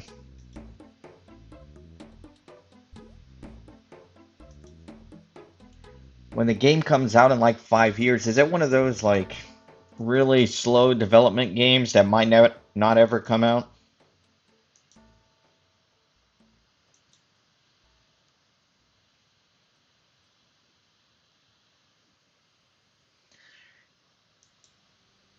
The most PvP I ever did in an MMO was in that game that I talked about called Hellbreath that not many people know about. That game revolved around PvP and it was a lot of fun.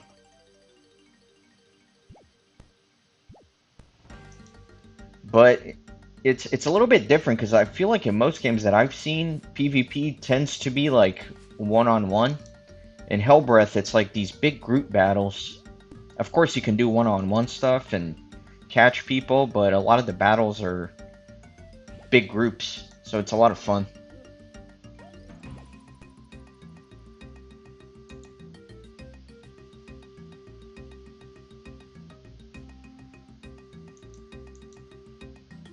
Even the gatherers get aggressive.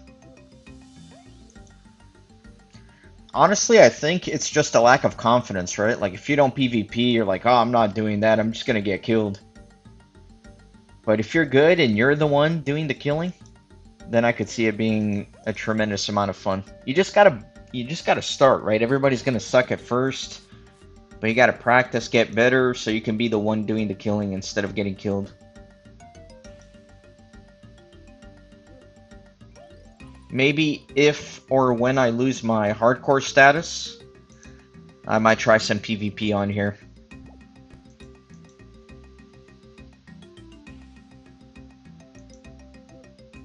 I guess I could do last man standing. I know there are some decent rewards for that. And that's a pretty safe area for me to try PvP, right? Because it wouldn't count as an Ironman death since it's a mini game. So I'll get around to trying it eventually.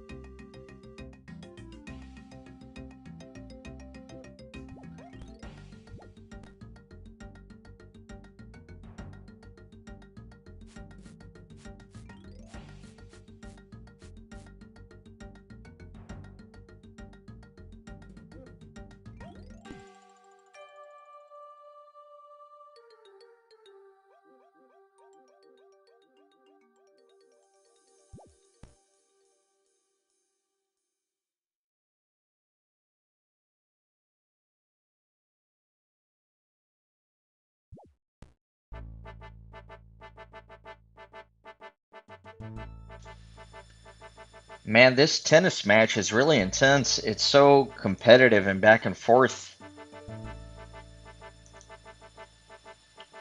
These dudes have been playing for 3.5 hours, man, for as long as I've been streaming. Actually, a little longer.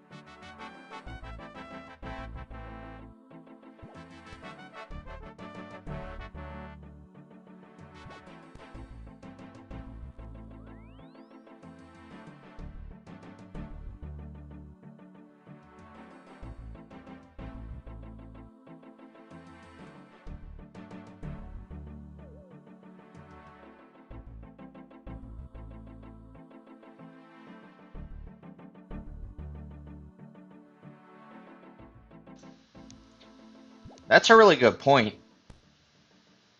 Practicing with your friends. You know, maybe when I'm ready to PvP, I'll ask some of you guys if anybody wants to go have like a practice PvP night or something.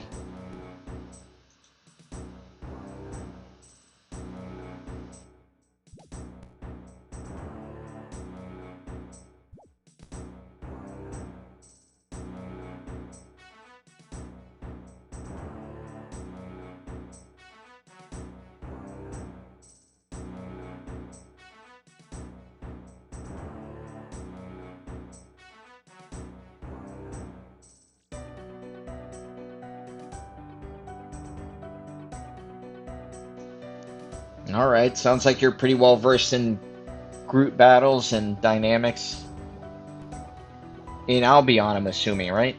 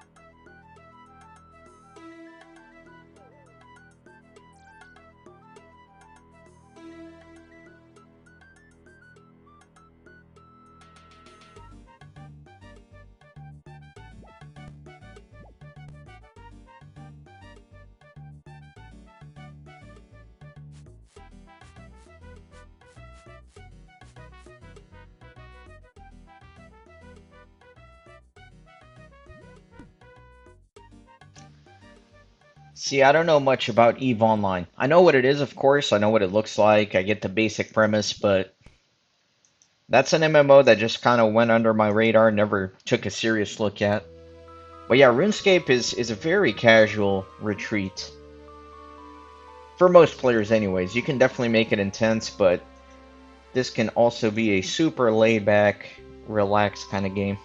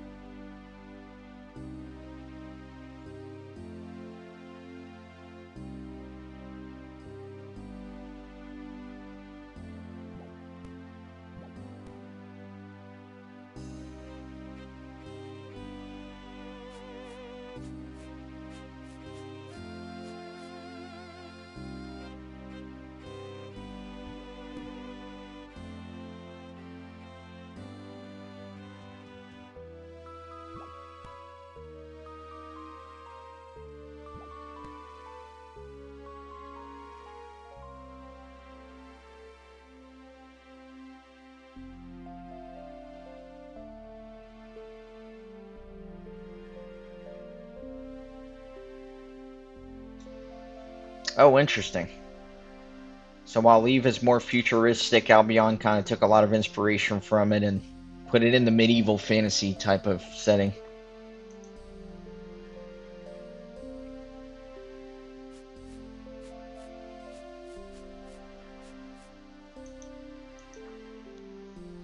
I was looking recently, and it seems like the most popular MMOs in the world are actually Old School RuneScape and Final Fantasy XIV.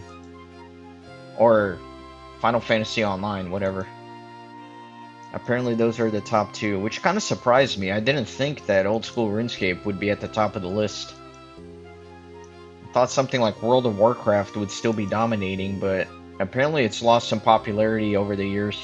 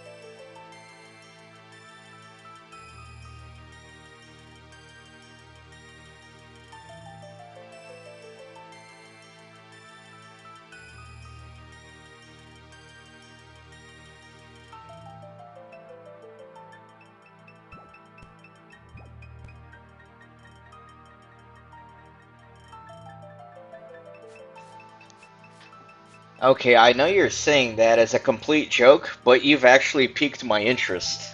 That actually sounds very interesting. I'm not. I know what Entrana is, obviously. I've been there, but I'm not so familiar with it that I know like everything that's in there. So I'm having a difficult time imagining what a locked account to Entrana might look like. But that is definitely very interesting. See, now I actually want to look up Entrana and see everything that's on there and what a locked account there might look like. I'm not going to re-roll the series for sure, but it might be kind of fun to fantasize and think about.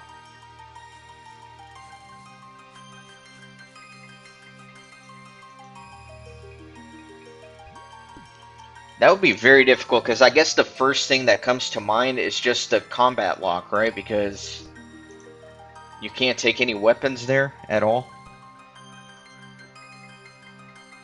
I think there's like there's an axe somewhere on the island, right? Because there's that one quest where you need to chop a tree there. So there has to be an axe in there somewhere.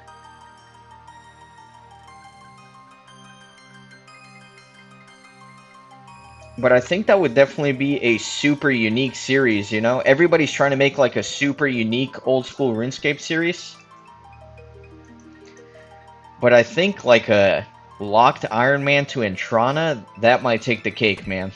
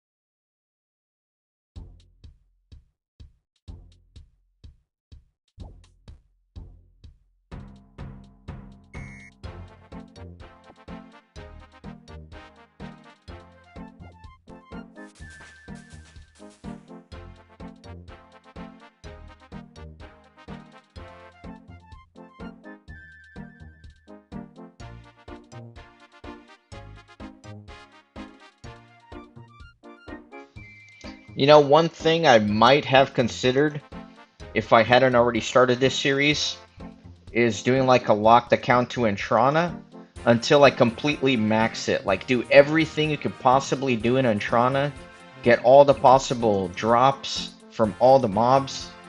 Basically like 100% the Entrana chunk before I can leave it. I might have done that if I hadn't already started this series.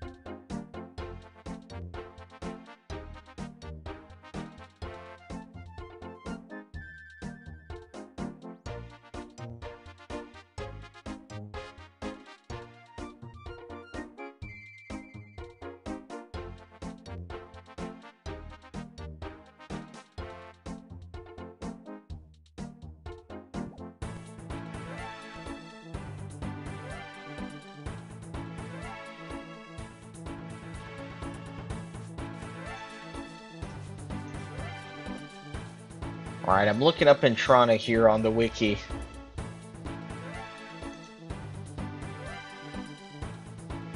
Yeah, so the main thing is all the prohibited equipment, for sure.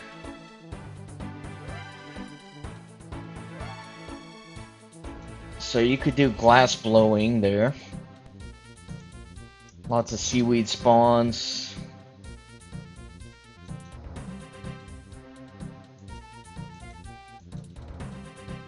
There's the altar. Law altar, fishing dock. Yeah, there's really not too much there besides the Entrana dungeon.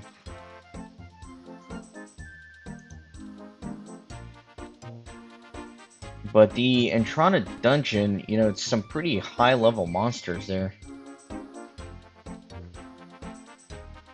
And it exit into the wilderness. I didn't know that. I didn't know you could exit it into the wilderness.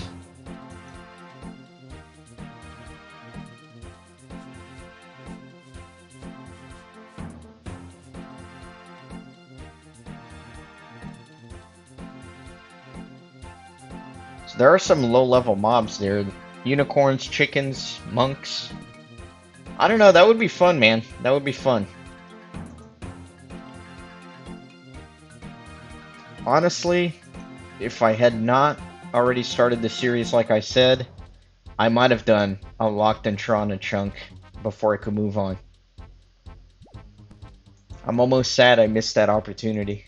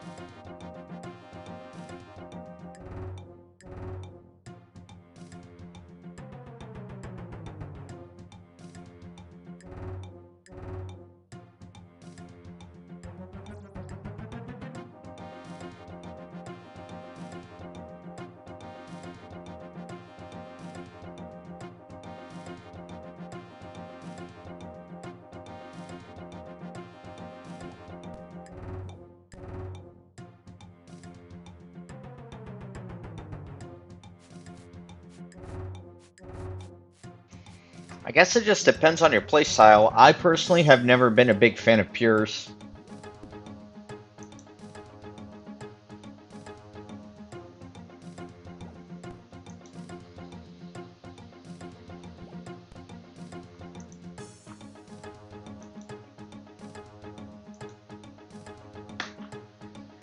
I don't know, I really like what people are doing with Old School RuneScape. Everybody's kind of creating their very own unique challenge, right? So I feel like Iron Man is almost a thing of the past. Now it's like, yeah, I'm an Iron Man account, and then these are the rules I'm imposing on myself on top of that.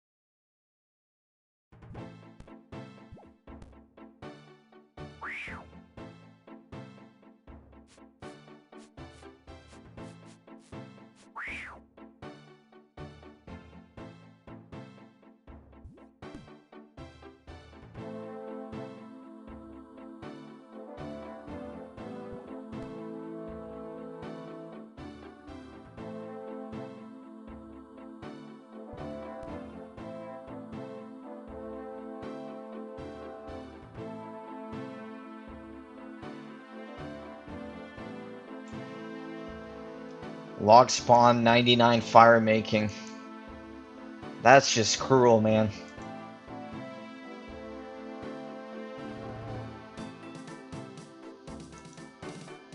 I mean, there's that one guy, Limport, that's doing his chunk Ironman that he started in Lumbridge and got 99 defense by killing the men in Lumbridge and 99 woodcutting by chopping trees in Lumbridge before he ever left the area.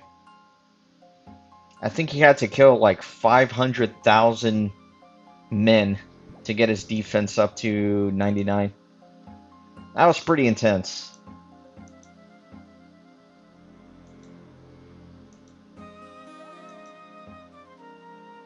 Maybe that's not as crazy as 99 fire making with the log spawns, but I don't know.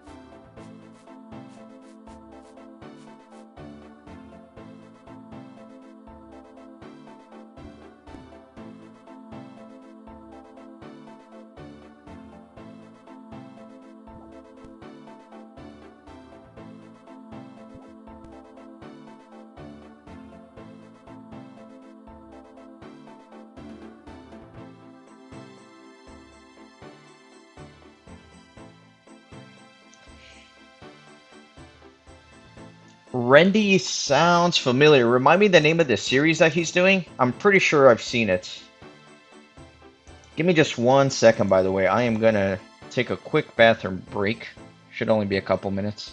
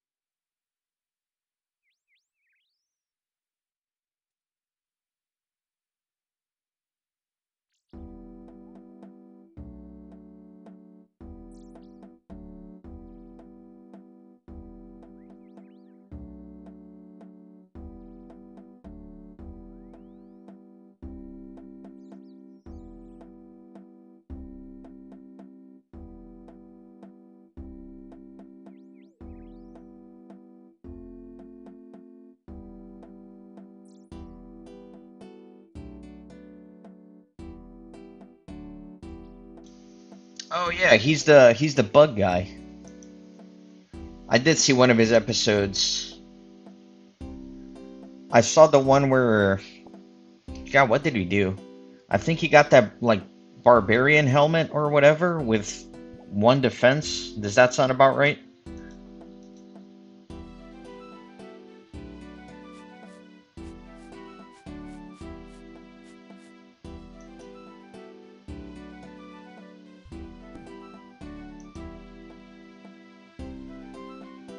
Yeah, he had an episode where he did Fremenic trials with like one defense. Something like that was the premise.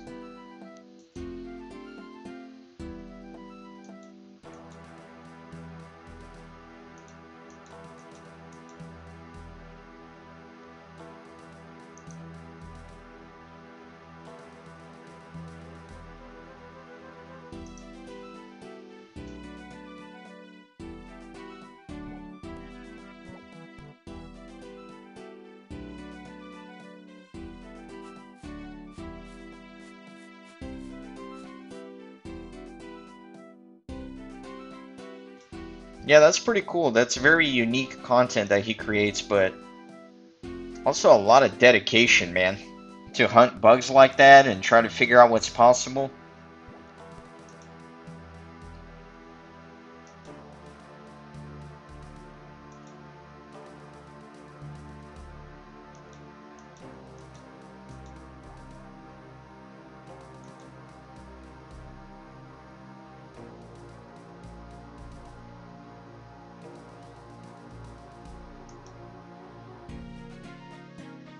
I like that the whole reason he started that video is because he saw some guy at Sand Crabs with the helmet and load the fence or whatever. And then the guy tried to hide his tracks by changing his stats or whatever. Very interesting.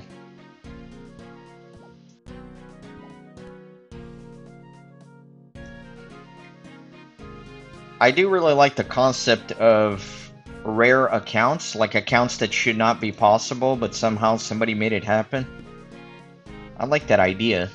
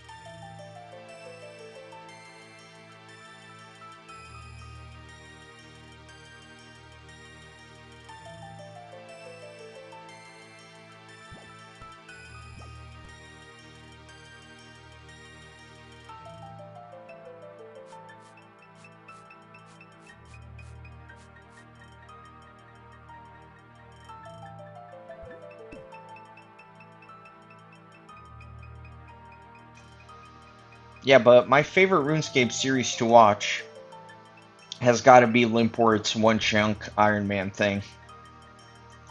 His dedication is unmatched. That dude does not shy away from a challenge, and he grinds hard, man.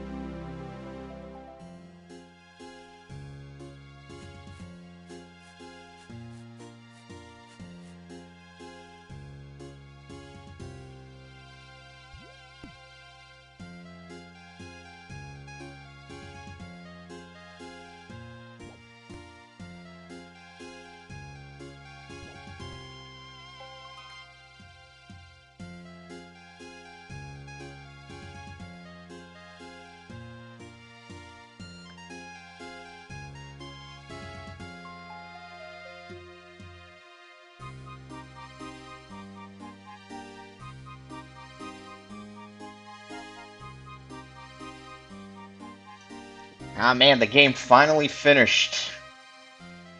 Djokovic lost. I can't believe it.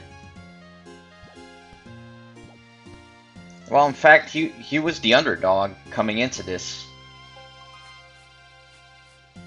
Very good game though. It was super competitive, very close the whole time. That was a lot of fun to watch. Definitely made training agility bearable.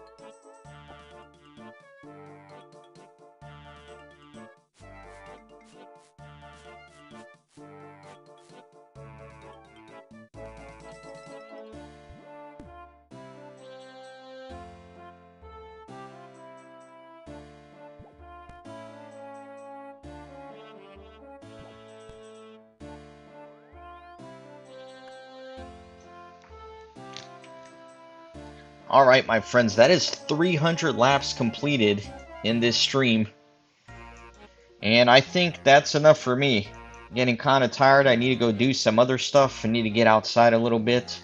But made really good progress. I'm up to 68 agility, getting pretty close. 43 laps until 69, so that's pretty good. So as always, thanks everybody who came out and supported the stream. If you're watching a replay of this, or if you were here and chatted, or if you were here and just lurked, or if you were here and just popped in for a few seconds, I appreciate all of you.